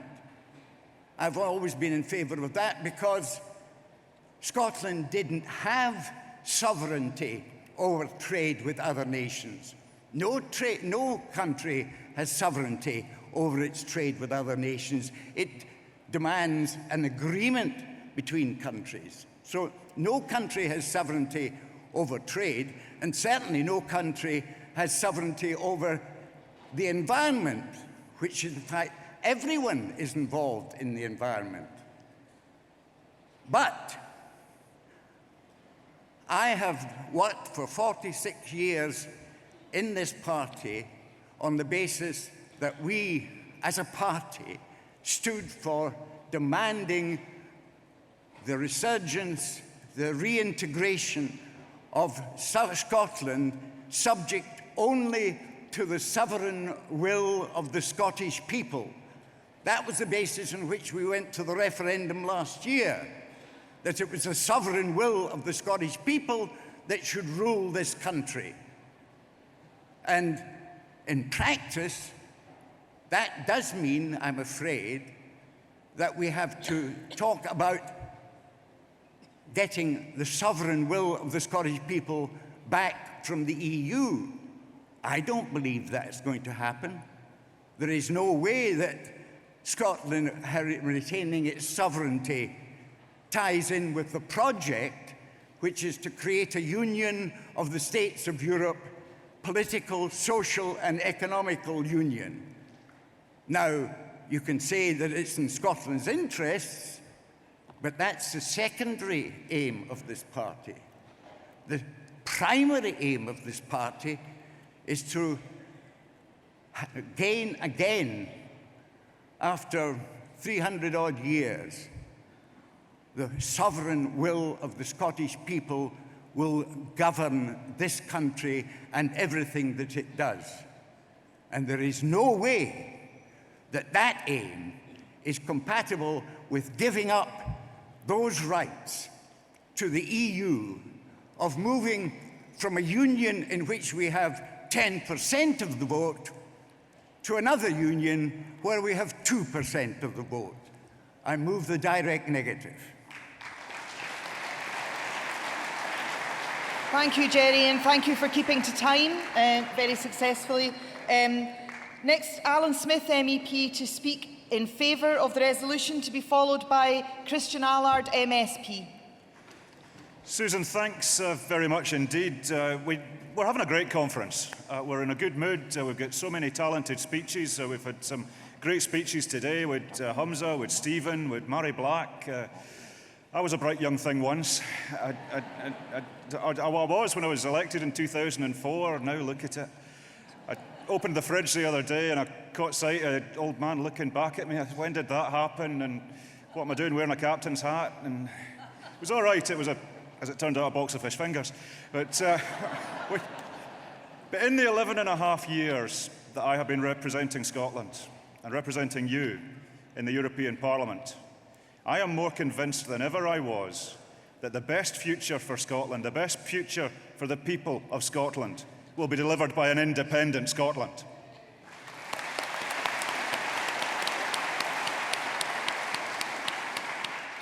An independent Scotland making the changes that we need to make at home, and there's plenty of them, and that's for domestic colleagues, but what excites me is the psychological step shift that it would mean to speak with our own voice in the fora of the world. Now just imagine, think how many motions this conference this weekend would be utterly different if we were represented by Nicola Sturgeon at the UN instead of David Cameron, by Aileen MacLeod at the Paris climate talks coming up, vital for the future of humanity as a species, never mind individual countries, instead of Amber Rudd. By Stuart MacDonald, our hard-working immigration spokesperson at Westminster, instead of Theresa May in the EU refugee talks. By John Swinney at the IMF and the WTO instead of George Osborne. Now, I have much respect for Jerry Fisher, and we've had jousts many a year. But what's wrong with the European Union is our representation within it. Let's fix that. And then we can talk about the ins and outs of EU reform. We are in favour of a reformed EU. There's plenty of things we can talk about that, but let's not lose sight of that. Because the biggest pressing issue we have right now is that Brexit is a very real possibility that we will be removed from that forum against the wishes of Scotland. And that's a very real debate. It's a toxic debate that we're seeing down south and to an extent here as well. It's a toxic debate that's devoid of details, yet conflated with toxic issues over refugees, migration, and issues utterly unrelated to the subject at hand. Talking of toxic, did you see the launch of the In and Out UK campaigns just this week? Both of them just awful. Project Fear Mark II, this time it's Europe. Be afraid. Well, the people of Scotland want better than that toxic debate based on nothing, that toxic debate based on sentiment and prejudice. We can do better than that. And conference, Brexit, regardless of your thoughts on the EU, is emphatically against the interests of the people of Scotland. Those are the interests that we in this party will serve first and last and always. Let's remember the big picture in this. Brexit is going to be a tough sell and a tough argument. We will take that positive message to the people of Scotland that the best future for us is independence within Europe. Please support the motion. Thanks, Alan. Christian Allard, MSP, to speak in favour of the resolution, to be followed by Paul Leinster.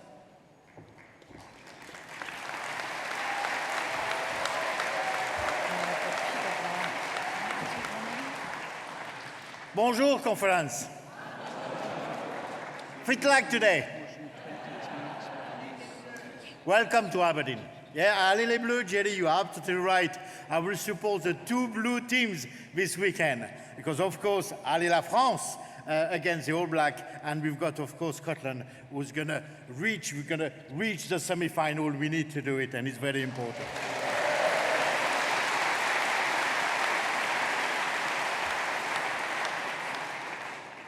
You see, Jerry, we find something to agree on. Fantastic. That's a great start. I will have to point something out to Jerry. It's very important that we make a positive case to stay in the EU. And on my side, I'm not going to make the positive case because I happen to be French. You maybe heard the accent. But I make the positive case because I work 30 years in the fishing industry here in Scotland. And the reason I'm making that case, and the same case I'm making to every skippers, to every fish merchants in the northeast of Scotland. Let's remember what happened. It's not a Scottish government, it's not Scotland who sold down the Scottish fishing industry down the river.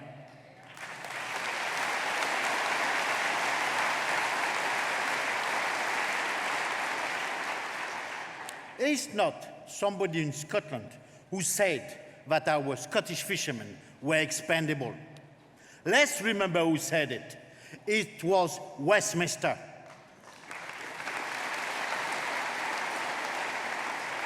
And my point, Jerry, it was not the EU who sold the Scottish fishing industry down the river.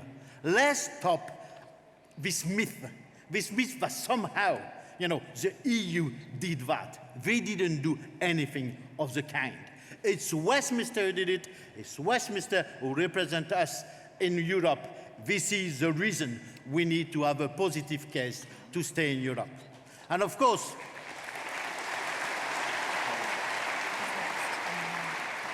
I absolutely agree that 16 and 17 years old should be voting in this EU referendum. They voted in our referendum last year, and will have the right to vote in 201 days. And here in the northeast, will be able to vote for a Frenchman on the top of the list in the second vote.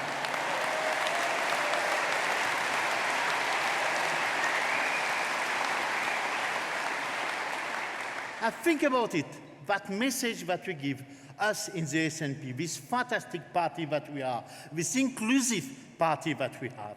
We've got not only a Frenchman standing for election, not somebody who's British, but somebody who came here 30 years ago and never decided to become British. Why not?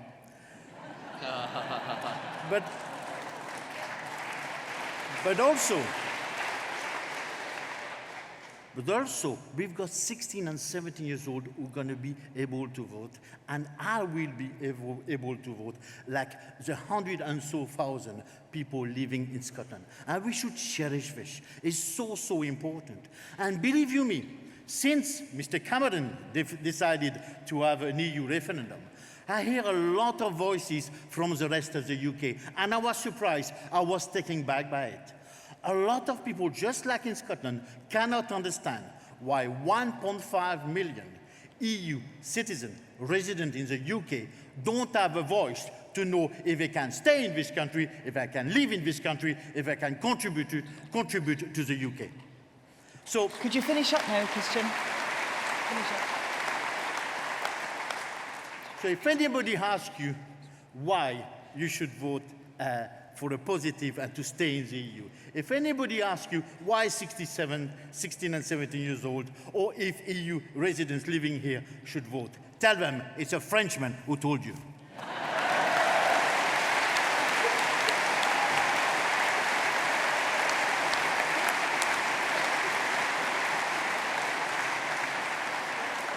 We've got Paul Leinster to speak in favour of the resolution. This is a very popular resolution, delegates, so we're not going to be able to take every card, unfortunately, and I apologise to those who we're not going to be able to call, but we'll have time for another couple of speakers after Paul before we move to the summing up.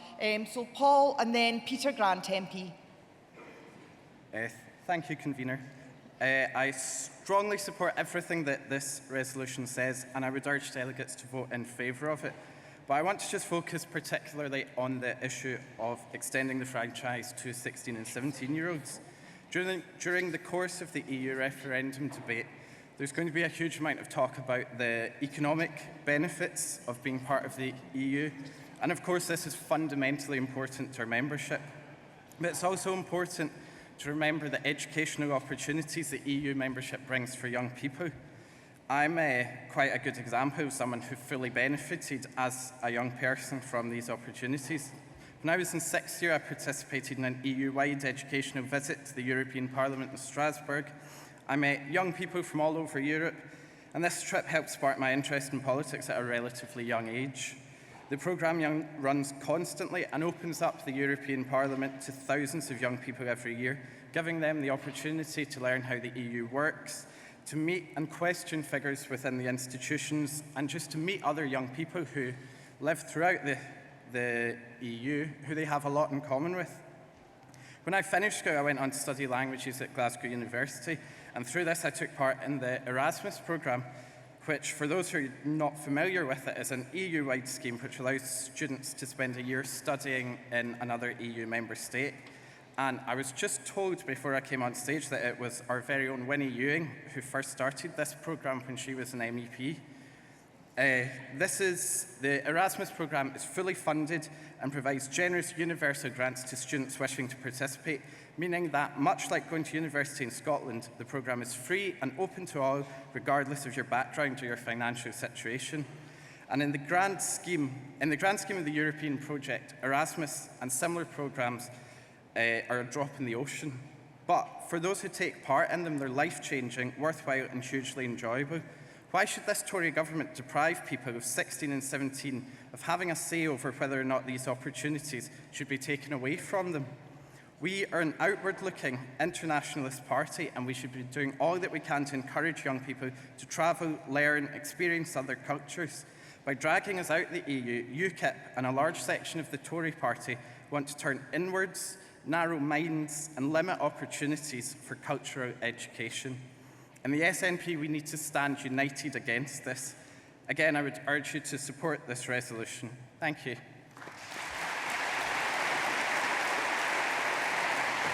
Okay. Peter Grant MP, who will also speak in favour of the resolution, and Peter's a member of the EU Scrutiny Committee at Westminster. And Peter will be followed by our last speaker before we go to summing up, who is Gavin Lundy from the YSI. I hope I pronounced your name properly. Peter. Good afternoon, Conference. A wee while ago, Hannah Bardell reminded us that this isn't a beauty contest. Thank goodness, says me and several others.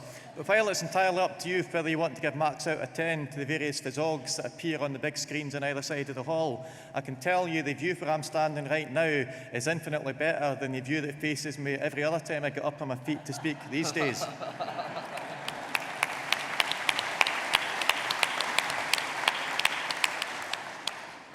And it's even worse on the rare occasions that the Tories actually turn up to sit on the benches across from us.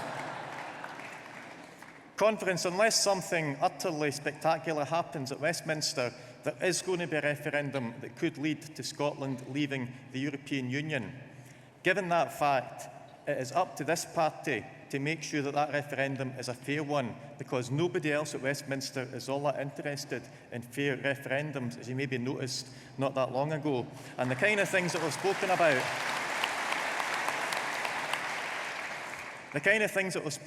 that are within the gift of the UK Parliament to agree to make sure that the universal franchise genuinely is universal, that young adults are not disqualified from voting just because they've got a greater interest in the result than old folk like me.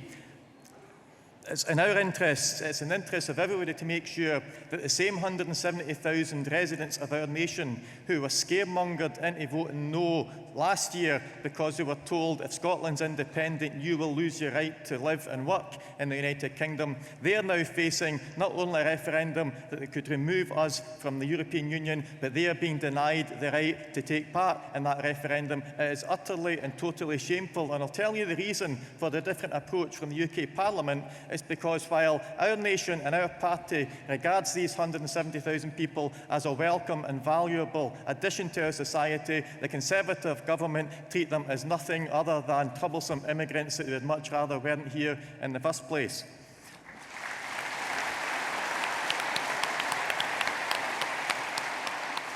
But one vitally important part of the resolution that we haven't covered yet is the absolutely essential, fundamental, non-negotiable element that we will continue to fight for on your behalf. Nobody takes Scotland out of the European Union unless the people of Scotland say so. Scotland's place in the European Union will be decided by the sovereign people of the Scottish nation and by nobody else. That is fundamental, that is non-negotiable.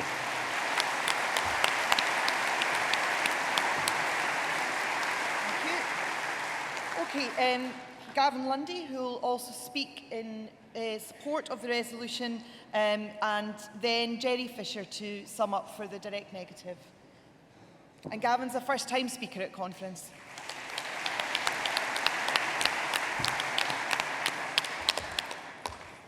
Conference. Like many, I was enthused by the referendum to join a political party, and that political party was the SNP. The reason why I joined the SNP in particular was because of our position in the European Union.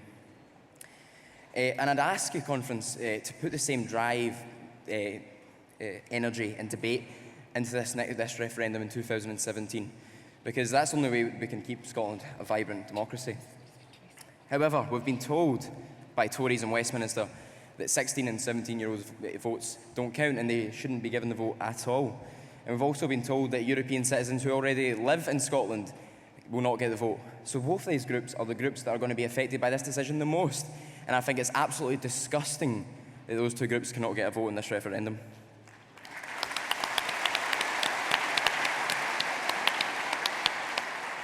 Conference, there's two easy options that the SNP could take towards the EU. The first would be to reject the EU entirely, reject its values and the benefits that come with it, and pander and vindicate people like UKIP, and lack all nuance in their position. The next is to simply accept the EU as it stands today, which simply is not the progressive option, and it's something that the SNP should never do. Conference, I think the SNP place is to always take the progressive option to ensure that Scotland's voice is heard in the European Union. During the referendum, we were told by Better Together that we were equal members of the UK.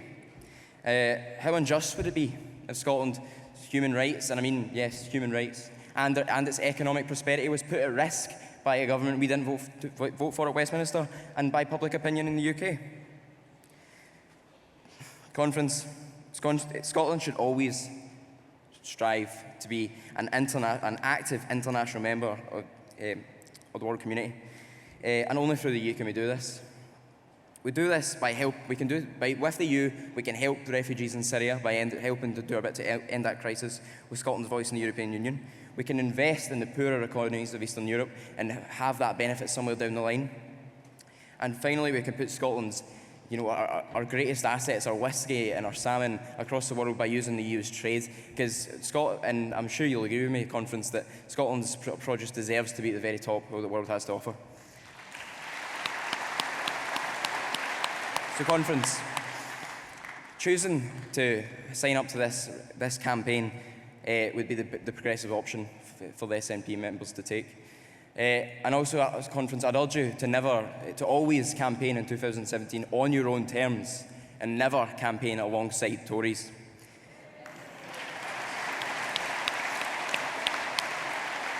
So let's take Scotland's progressive traditions and help the EU to reform itself in the future.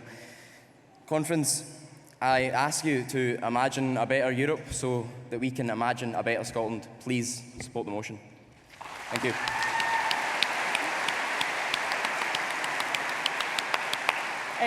Jerry, to sum up for the direct negative, you've got 2 minutes, Jerry, and then Hamza Yousaf to sum up for the resolution.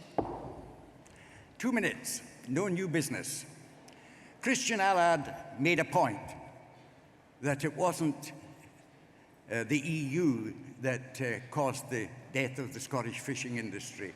No, it wasn't the EU. It was the common fisheries policy of the EU, which they didn't have as a policy, they didn't have in the treaties until the day that Norway and the UK applied for membership, at which point they adopted a common fisheries policy which said that the fish belonged to all of the nations of the EU. Fact. Alan didn't say a word on the real subject, the subject which dominates my thinking on this, which was the question of sovereignty. What he did, as other people have done, have to tell you how much better Scotland will be in the EU, that Scottish interests are served by being in the EU. Much as Better Together last year told you that Scotland's interests were in favour of staying in the Union, that was what dealt with Scottish interests best.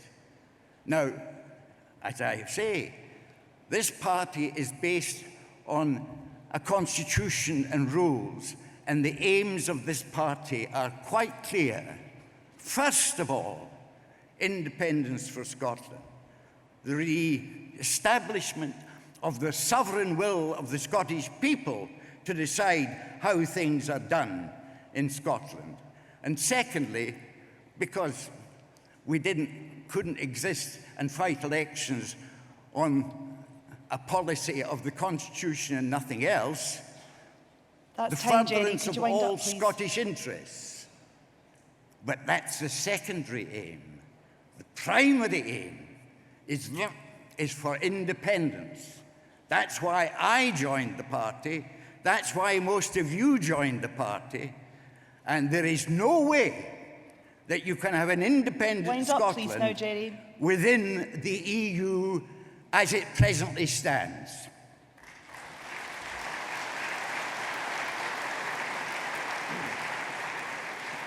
Okay, Hamza Yousaf to sum up for the resolution.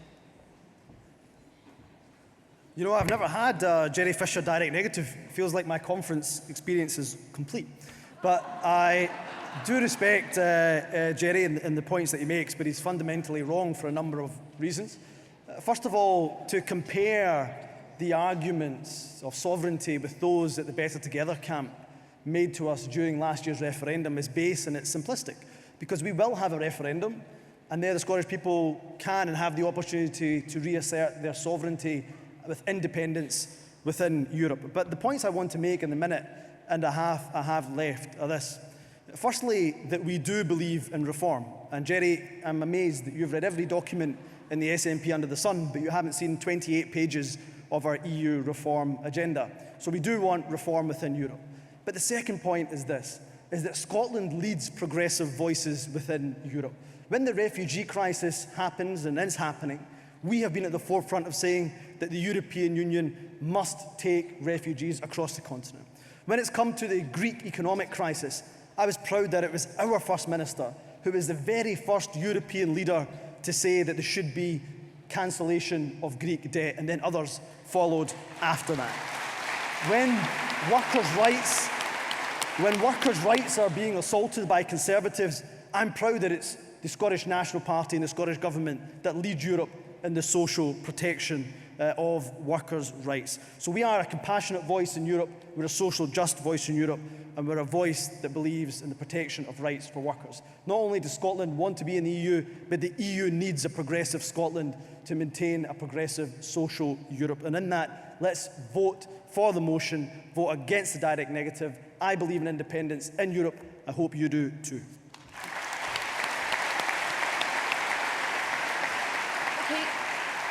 Thank you, delegates.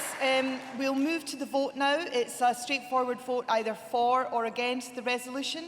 So now, can I see cards, first of all, in favour of the resolution? OK, and cards against? The resolution's overwhelmingly carried.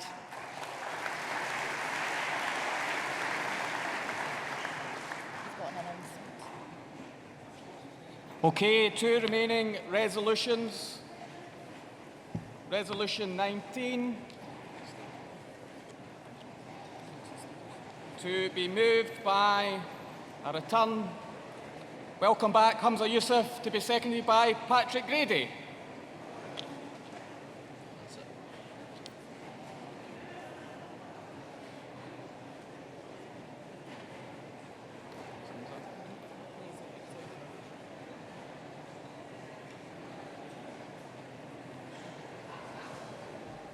It's news to Hamza that he's moving this resolution, so you can be as concise as you please, Hamza.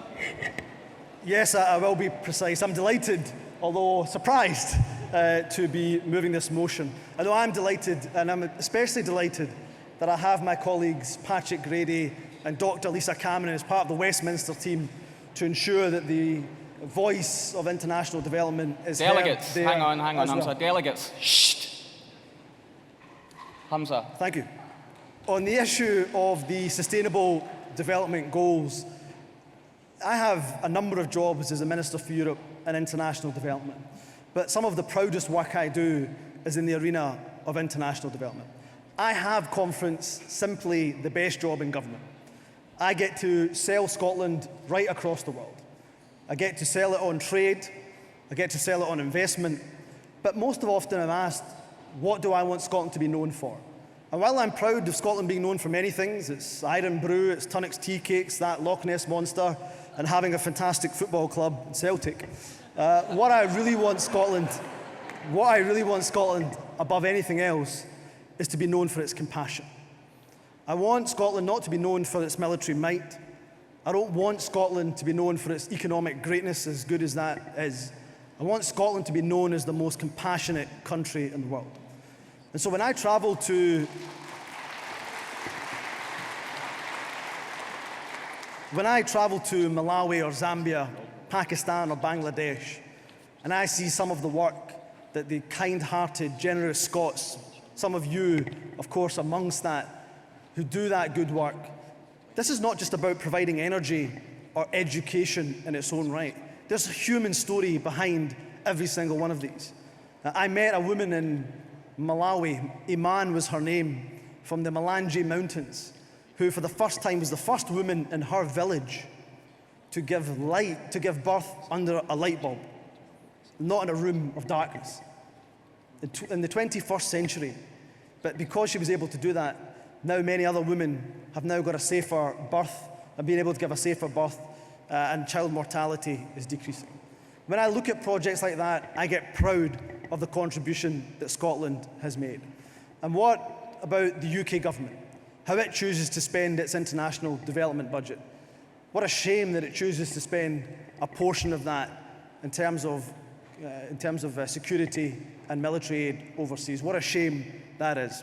So the Sustainable Development Goals have brought countries from across the world, 193 members of the United Nations, to focus on some key goals, 17 goals in total, from the reduction of poverty and completely and entirely to ensuring that women and the gap of inequality is reduced between the genders, right the way through to providing sustainable energy across the world. So we have an opportunity to influence that. We should be at the front and centre of that, and we should ensure that Scotland's voice is heard as a part of the most compassionate countries in the world. So, Conference, I'm sure you will back this motion. I would encourage you to look at the Sustainable Development Goals yourself, see how you can make a contribution, but let it be known from this conference loudly and clearly that if there's one thing we want Scotland to be known for, it's as the most compassionate country in the world. Please back the motion and give it your full support. Thank you, Umpa. And Patrick Grady, MP, will second. Patrick, of course, as well as being National Secretary, is also the Westminster spokesperson for international development. Patrick. Thank you, Derek. Thank you, Conference. I don't know who's going to be running the stopwatch while I'm standing at the stage, so I'll do my best not to get hit by the big red button. It's been a while since I've spoken on a policy resolution at Conference, but I'm delighted to have this opportunity. My background before I was elected was in the international development sector. I was the Vice Chair of the Network of International Development Organisations in Scotland for a while, and I've also lived in Malawi, and Hamza gave us a very powerful testimony of the difference that Scotland's contribution to Malawi is making. Malawi, of course, has been an independent country for over 50 years, and despite the terrible hardships that that country and its people face, not once have they looked back and wanted to return to London rule. It's also been this year we mark 10 years of formal relations, government-to-government cooperation between the Government of Scotland and the Government of Malawi, a relationship that only goes from strength to strength in terms of the community links and relations that also exist. So it was a huge privilege to be asked by Angus Robertson, our leader at Westminster, and Alex Salmond, our Foreign Affairs lead spokesperson, to take on the role of international development in Westminster. And there is a big job for us there to do, like so much of what the team at Westminster have to do. And Hamza's outlined the huge opportunity presented by the Sustainable Development Goals, agreed by every single country in the world, to end poverty in all its forms everywhere. And that has a very interesting domestic angle as well. The UK government has signed up to 17 goals and 169 targets that are not just about helping developing countries, vitally important though that is, but they're also about meeting those targets here at home. And of course, First Minister Nicola Sturgeon signed up to those goals even before they were ratified at the United Nations, committing Scotland to play its part in abolishing poverty around the world and here at home. So it's a hugely ambitious global framework, but there is a big job to do. And the question we have to ask is whether the UK government and the Department for International Development is now prepared to step up to the plate. We've heard a lot of play in recent weeks by the Tory government, a Tory government terrified of its right-wing backbenchers about the fact that it meets the 0.7% target of aid, 0.7% of gross national income to be spent on development aid. And that's something that the SNP has called for 40 years. And if the UK governments over those 40 years had met that goal, there would be £35 billion extra having been spent on development. So we congratulate the UK government on meeting that last year. But what I discovered through parliamentary questions is that as well as meeting that target, it wants to meet a target of 2% of gross income on military Ministry of Defence spending. And it turns out it's going to double count some of that money. It's going to count money towards the defence budget as money towards the aid budget. And that seems to me like an extraordinary contradiction in terms. It might be technically correct in terms of OECD rules, but it is morally wrong. Aid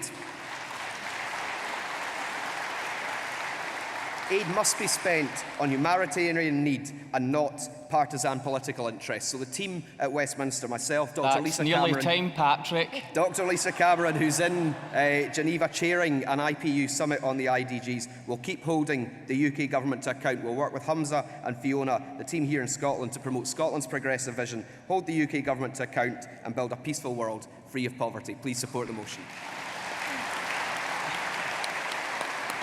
Oh, I've always wanted to do that. OK, there are no cards in against. Hamza will waive his right to sum up. Can I ask conference, is the resolution passed by acclaim? It is, which takes us to the final resolution of the day, to be moved by Keith Brown, Cabinet Secretary. Resolution 20 on Borders Rail and the infrastructure investment. Keith Brown, Infrastructure, Investment and Cities, Cabinet Secretary. At conference earlier this year, I met a woman called Madge Elliott. Madge Elliott, who is a woman of advanced years, had campaigned in the late 1960s as a young woman against the closure of the Borders Railway. She led a petition to Downing Street. And ever since that time, the 1960s, has campaigned in order to see the reinstatement of the Borders Railway. And she had a fantastic day on the day that we reopened, after its closure over 40 years ago, the Borders Railway. But the interesting thing was that many other people who had opposed the Scottish Government's plans to reopen the Borders Railway suddenly fell silent. Indeed, there was one Tory MSP who had said publicly that he would never go on the Borders Railway. And he spent the whole day on the first train going down hiding from the cameras, because he knew that the people of the Borders were behind this railway. And if you look at the figures, we projected around 650,000 users of the Borders Railway in its first year. Well, in the first 4 weeks, there's been 125,000 users of the Borders Railway.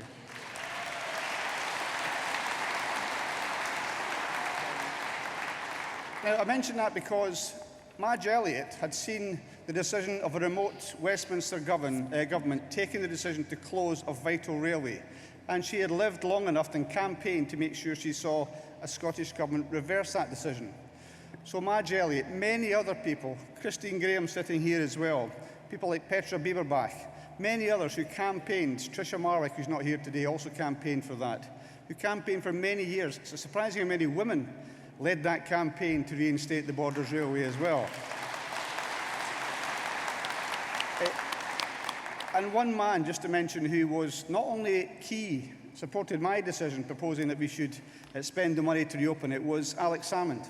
The work that Alex Salmond has done to make sure that we have the tourist potential being realised in the Borders was phenomenal, and it continues to be done to this day. We've got a great deal to thank Alex Salmond for in terms of the Borders Railway.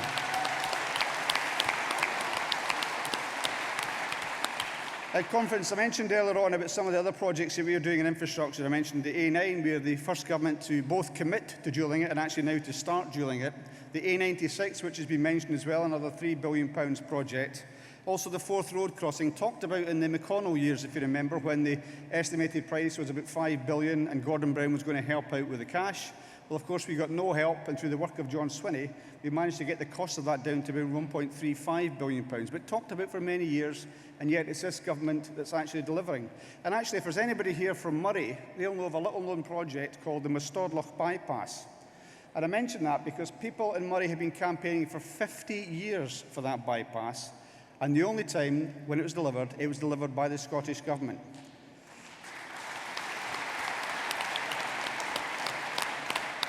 Similarly, for anybody here from Aberdeen, the Aberdeen Western Peripheral Route, we all know how long people campaigned for that, again delivered by the Scottish Government. So it seems to me that what we're doing, I think very effectively, is actually catching up with where we should have been in the first place. But what we want to do is to go much further than that.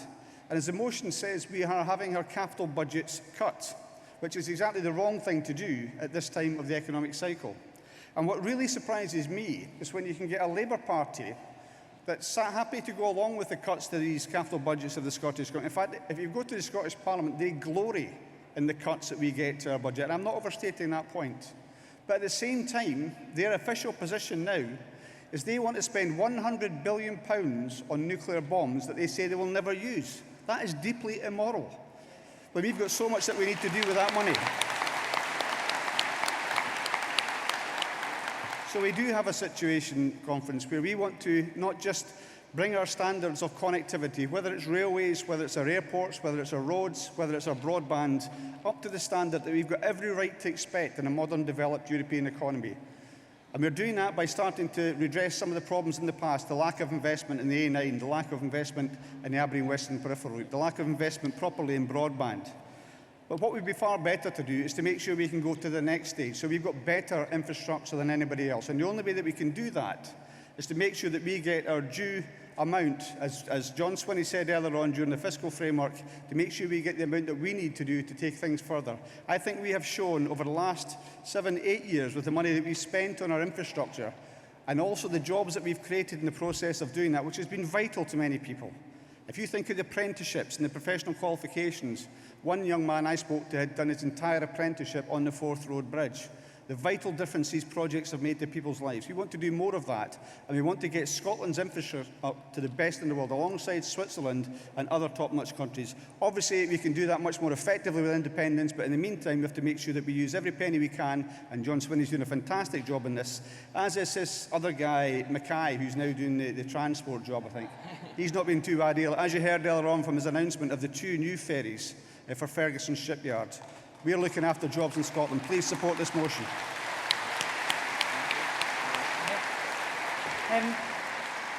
Okay, I'm going to take back over the chair again because seconding this resolution is Derek Mackay, MSP.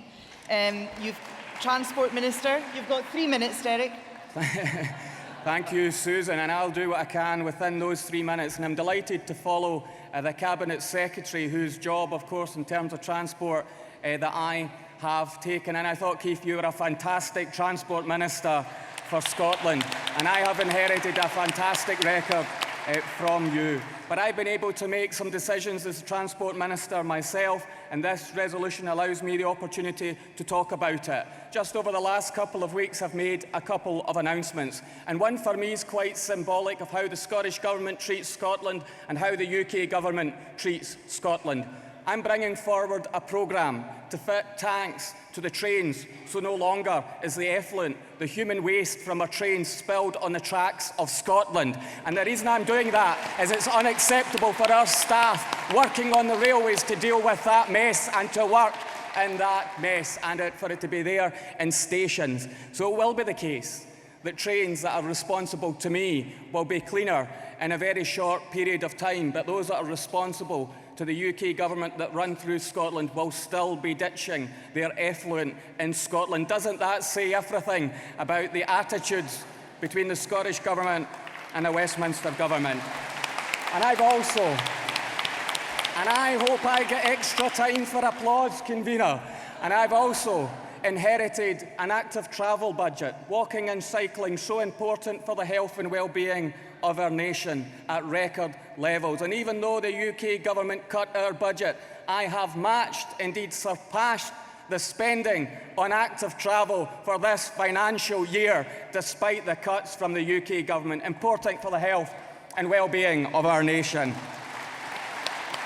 And I've been delighted, as Scotland's first Islands Minister, to freeze ferry fares in Scotland for next year. So important to our island communities.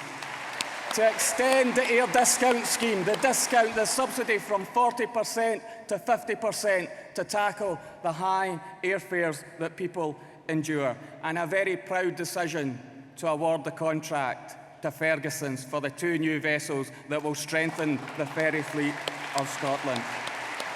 But of course, I keep an eye on the weather. Every Transport Minister has to.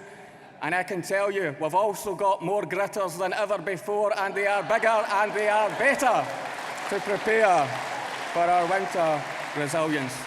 But as Keith Brown said, the hallmark of this administration is competent government, delivering huge infrastructure projects, multi-billion-pound infrastructure projects on time and on budget. But finally, on rail, they are coming, more trains, more tracks, more stations, bigger trains, faster trains, greener trains. Could you finish up, please, £5 billion worth of investment. And as I finish, I want Conference's support to say 2 things to the UK Government. First of all, We want the full decentralisation. We want the full devolution of rail to Scotland. And we want it now. And having shown that we can run the railways and we can run infrastructure projects in Scotland, I say this: we build, they wreck. And when you toy with Network Rail in Scotland, the SNP say no way to the privatisation of Network Rail in Scotland, and we will oppose you every step of the way.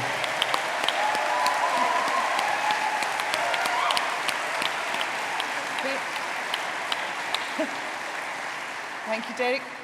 Our next speaker is Anas Hassan, who will move the remit back. Before Anas speaks, is there a formal seconder for the remit back?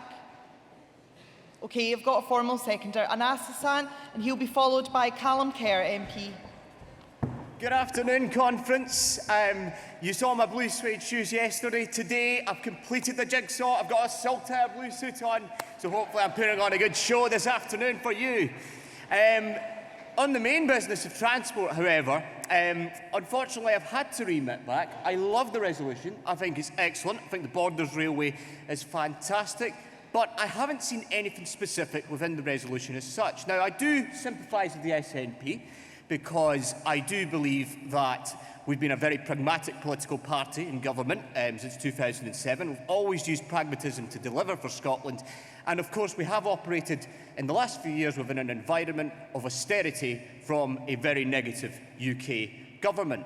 But closer to home where I live in Fife, I'm a supporter of a possible revived rail link for Leavenmouth and for a new rail link to Alloa from the west of Fife, for the west of Fife communities. I'm a fond user of my car and I clock up many miles, but I do love travelling on the railways. I do love the beautiful scenery that I see from Fife when I'm travelling on the train along the Firth of Forth to Edinburgh and beyond. And whilst I enjoy the scenery and the tranquility of travelling on a train, rail brings economic security to rural communities and to urban communities. Rail actually connects the people of Scotland, no matter where they live.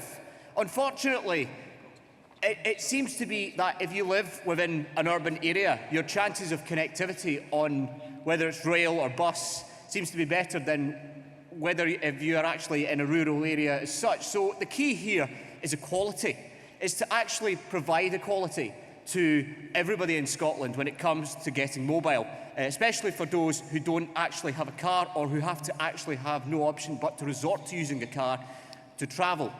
You might have heard of Michael Choo Choo Portillo on the BBC's This Week programme. Well, you've got Anas Choo Choo Hassan declaring this afternoon and urging our Scottish Government to, yes, by all means continue to be pragmatic, yes, by all means to continue to champion the cause of better transport for everybody in Scotland, but to actually put real proposals on the table as soon as possible, particularly for Leavenmouth, for West Fife, for a completed Borders rail link to Carlisle, and to connect as much of rural Scotland and everywhere else within Scotland with railways, because at the end of the day, trains bring economic security and better transport brings better security and better connectivity for the people of our great nation of Scotland. Ladies and gentlemen, I thank you.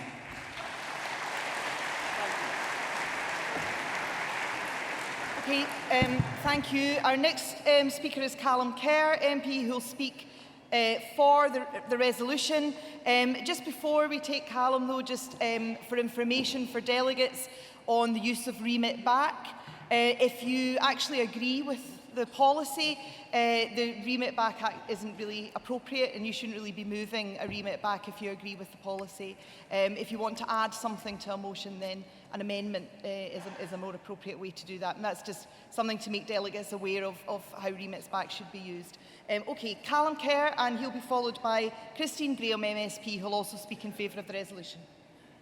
Thank you very much. Before I start, I apologise. I missed Angus yesterday talking about the great job we did in the Borders. I just remind everyone, it's only half a job. We stopped a Tory once, we need to stop it again and get Paul Wheelhouse elected as our MSP. Now,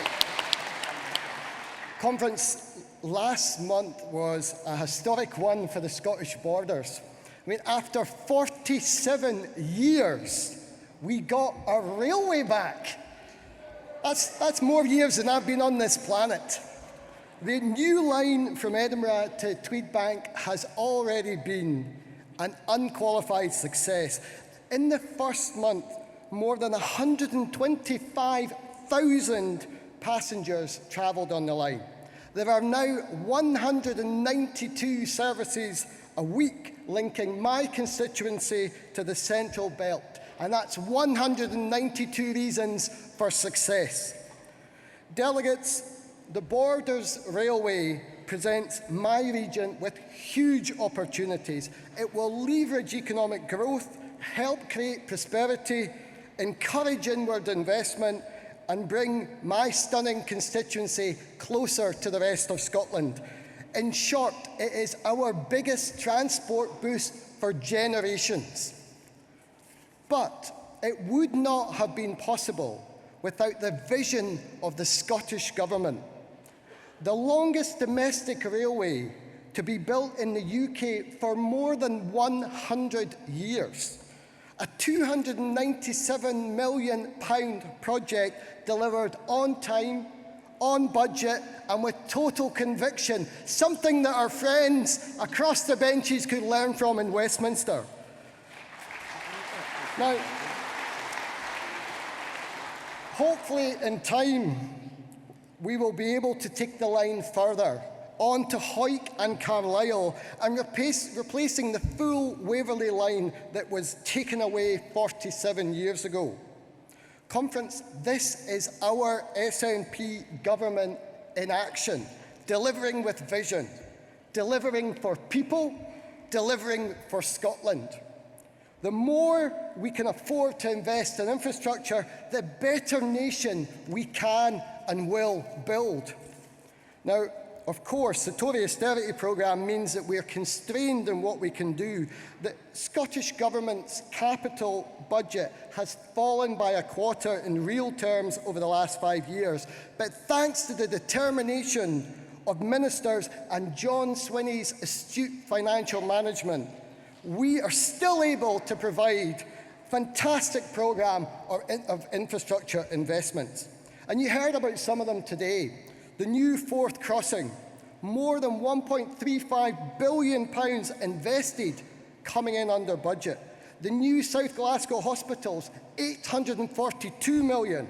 The Schools for Future programme, I could go on, but with a red light flashing, even as a new boy, I think that means I'm not supposed to. Correct. It's a hugely important record, an impressive record, but there is so much more to do, which is why we need to use the forthcoming comprehensive spending review to boost our capital investment. Conference, our infrastructure programme is quite literally concrete proof that we are creating a better 21st century Scotland, a nation fit for its people. I urge you to support the motion. Thank you.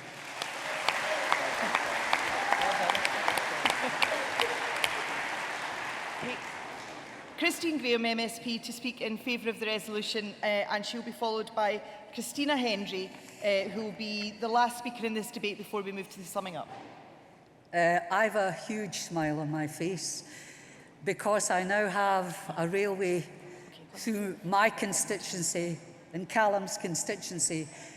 I have stations at Newton Grange, Gorebridge, Stow, Galashiels and Tweedbank. And I can tell you I'm brimming with pride, not just at the Scottish Government, who delivered that railway line. And believe you me, Keith Brown has understated himself. He campaigned, along with Alec, to make sure that railway line happened. But I want to take you back to 1998 and 17,000 people across the borders in Midlothian who signed a petition to get that railway back. And they were going to take it to Westminster. And I just got elected to the Parliament. I says, we've got a wee thing in this Parliament called the Public Petitions Committee. And that committee listened to their petition. And in the year 2000, The whole Parliament voted to reinstate that line. So, while Westminster would have put it in the in tray, the Scottish Parliament put it in the to-do tray. And the compliment is not just to the Scottish Parliament and to the Scottish Government, the SNP Government. It's to the people of the Borders and Midlothian. It's a people's victory. And if people can do that through the Scottish Parliament about a railway line, just you think what they could do with independence. So,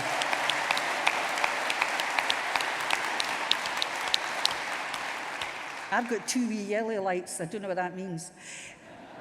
If you've not Means been hurry on, up. If you've not been on that train, you get on it, because it's just bloody great.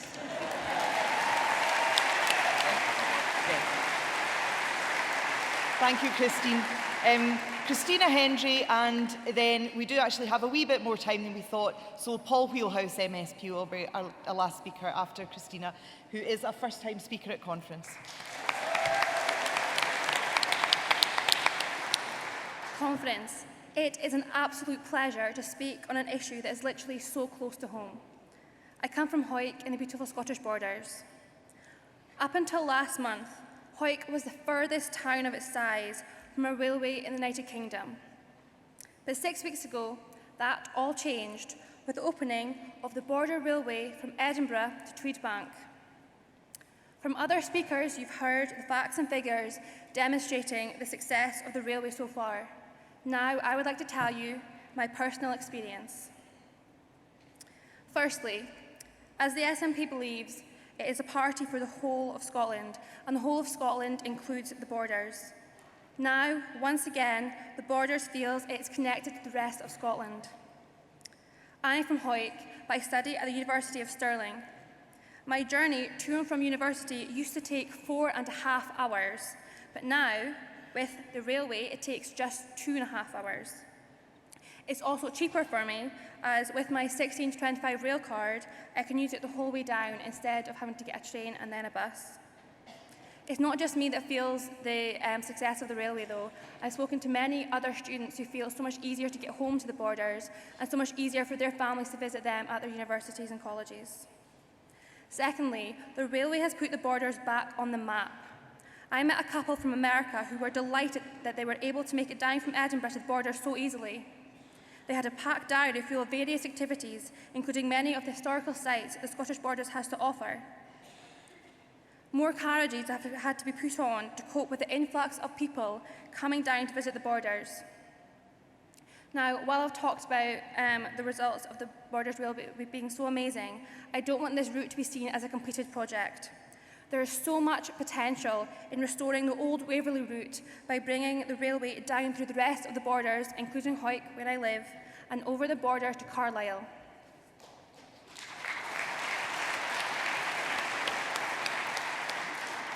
The gateway to the Borders is now open, but not everyone in the Borders feels this is great progress.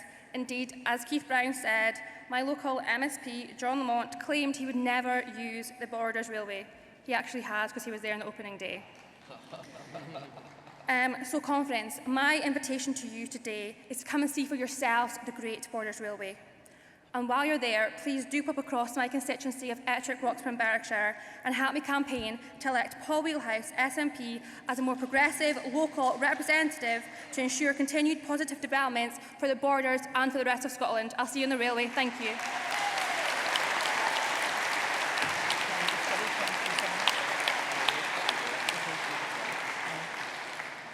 Paul Wheelhouse, MSP, and then Anas Hassan to sum up for the remit back, if you wish to do so.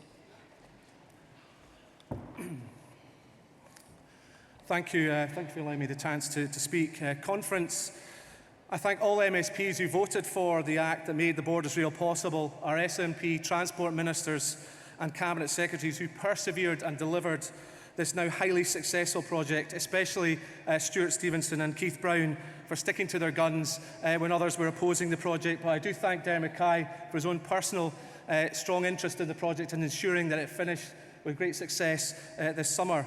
However, I want to, in particular, to thank and congratulate, as Keith Brown did, the Campaign for Borders Rail, all 3 councils, all those individuals involved in the grassroots campaign, such as Madge Elliott, for righting a serious wrong that was done to the region I love in 1969 when the Waverley Line was axed.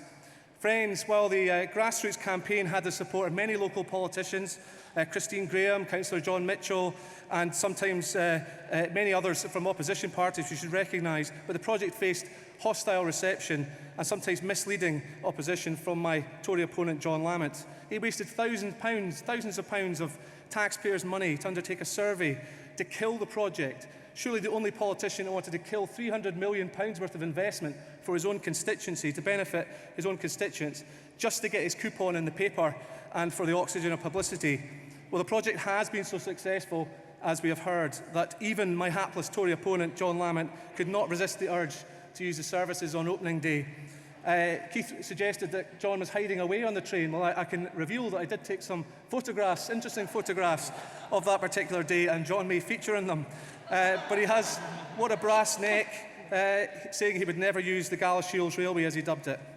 But I really enjoyed reminding him of that when I met him on that day. Even the Tories must recognise the huge success. I'll not go over the numbers again, but they do show just how strong the demand is for this service. Potentially vastly exceeding the business case estimates. My colleague Stuart Stevenson, when he cut the turf for the railway line, suggested that in the passage of time we'd be able to use the real passenger information that we got from the current service to Tweedbank to establish whether a extended service to Carlisle would be feasible. We're now seeing really strong demand, and I hope that makes the case stronger. I have little time to go, but I just want to echo the point that was made very eloquently by Christina Hendry, and indeed by Callum and others as well, that the Borders Railway doesn't stop at Tweedbank. Let's not limit our ambition. Let's look at what's possible. We have the Westminster austerity putting brakes on our ambitions, but let's consider the opportunity of extending the railway line, providing a third strategic railway line to Scotland from England via Carlisle, and bring back passenger services not only to Gala and Tweedbank, but also to Hoyk and beyond. Thank you very much. Thank you, Paul. Anas, do you wish to sum up? Okay, you've got 2 minutes, and then he'll be followed by Keith Brown, MSP, to sum up for the resolution. Thank you, Susan, once again. I just wanted to clarify very briefly the whole reason for the remit back, and do forgive me for being a wee bit of a naive person when it comes to SNP conferences, is because I'm wanting to see, whilst I absolutely applaud the Borders Railway, I want to see us moving forward quickly so that we can get other projects on the table, we can get investment going, and we can actually revive more of the railways across Scotland. And as I highlighted, the 2 examples within my area, Leavenmouth and West Fife, I think there is a very strong case for bringing the railways to those areas, and I do think those communities very badly need them. I absolutely wholeheartedly believe that it's in the interests of everybody that we do ensure that our railways are expanded and that our communities are connected better than ever. Because after all, it does bring economic security. And whilst I absolutely do believe that our record in government has been successful in terms of improving transport links, I do believe the resolution is very congratulatory, which is fine, but I do think it lacks actual proposals for the future ahead, and almost a view to the future as to what ideas exist in terms of actually reviving any further railing. So very briefly, great resolution, but I do think it lacks detail, and I think it does need more detail, and that's the whole reason for the remit back. Conference, I thank you very much. Thank you. Okay, Keith Brown, MSP, Cabinet Secretary for Infrastructure.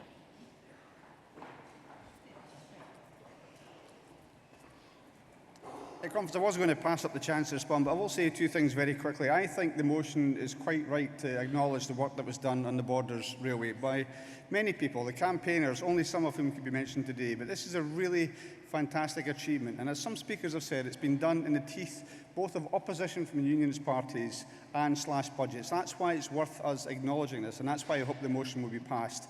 But the second and last thing I want to say is I hope that everybody here has seen over the years how effective a Minister and MSP Paul Wheelhouse has been, and we'll all do our utmost to make sure he's returned when we come back into government next year. Thank you.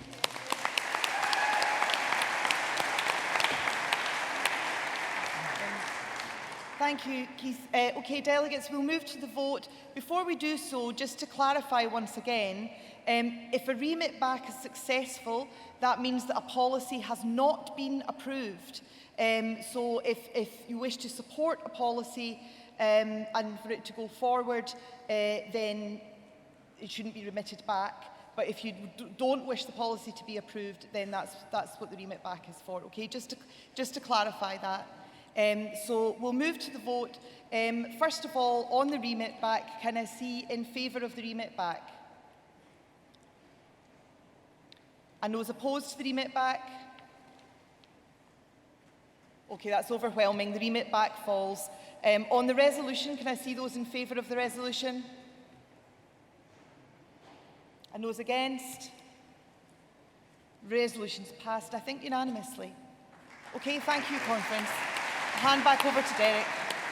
Just a couple of very brief announcements now that we should no longer be broadcasting. So they're internal announcements. Tickets are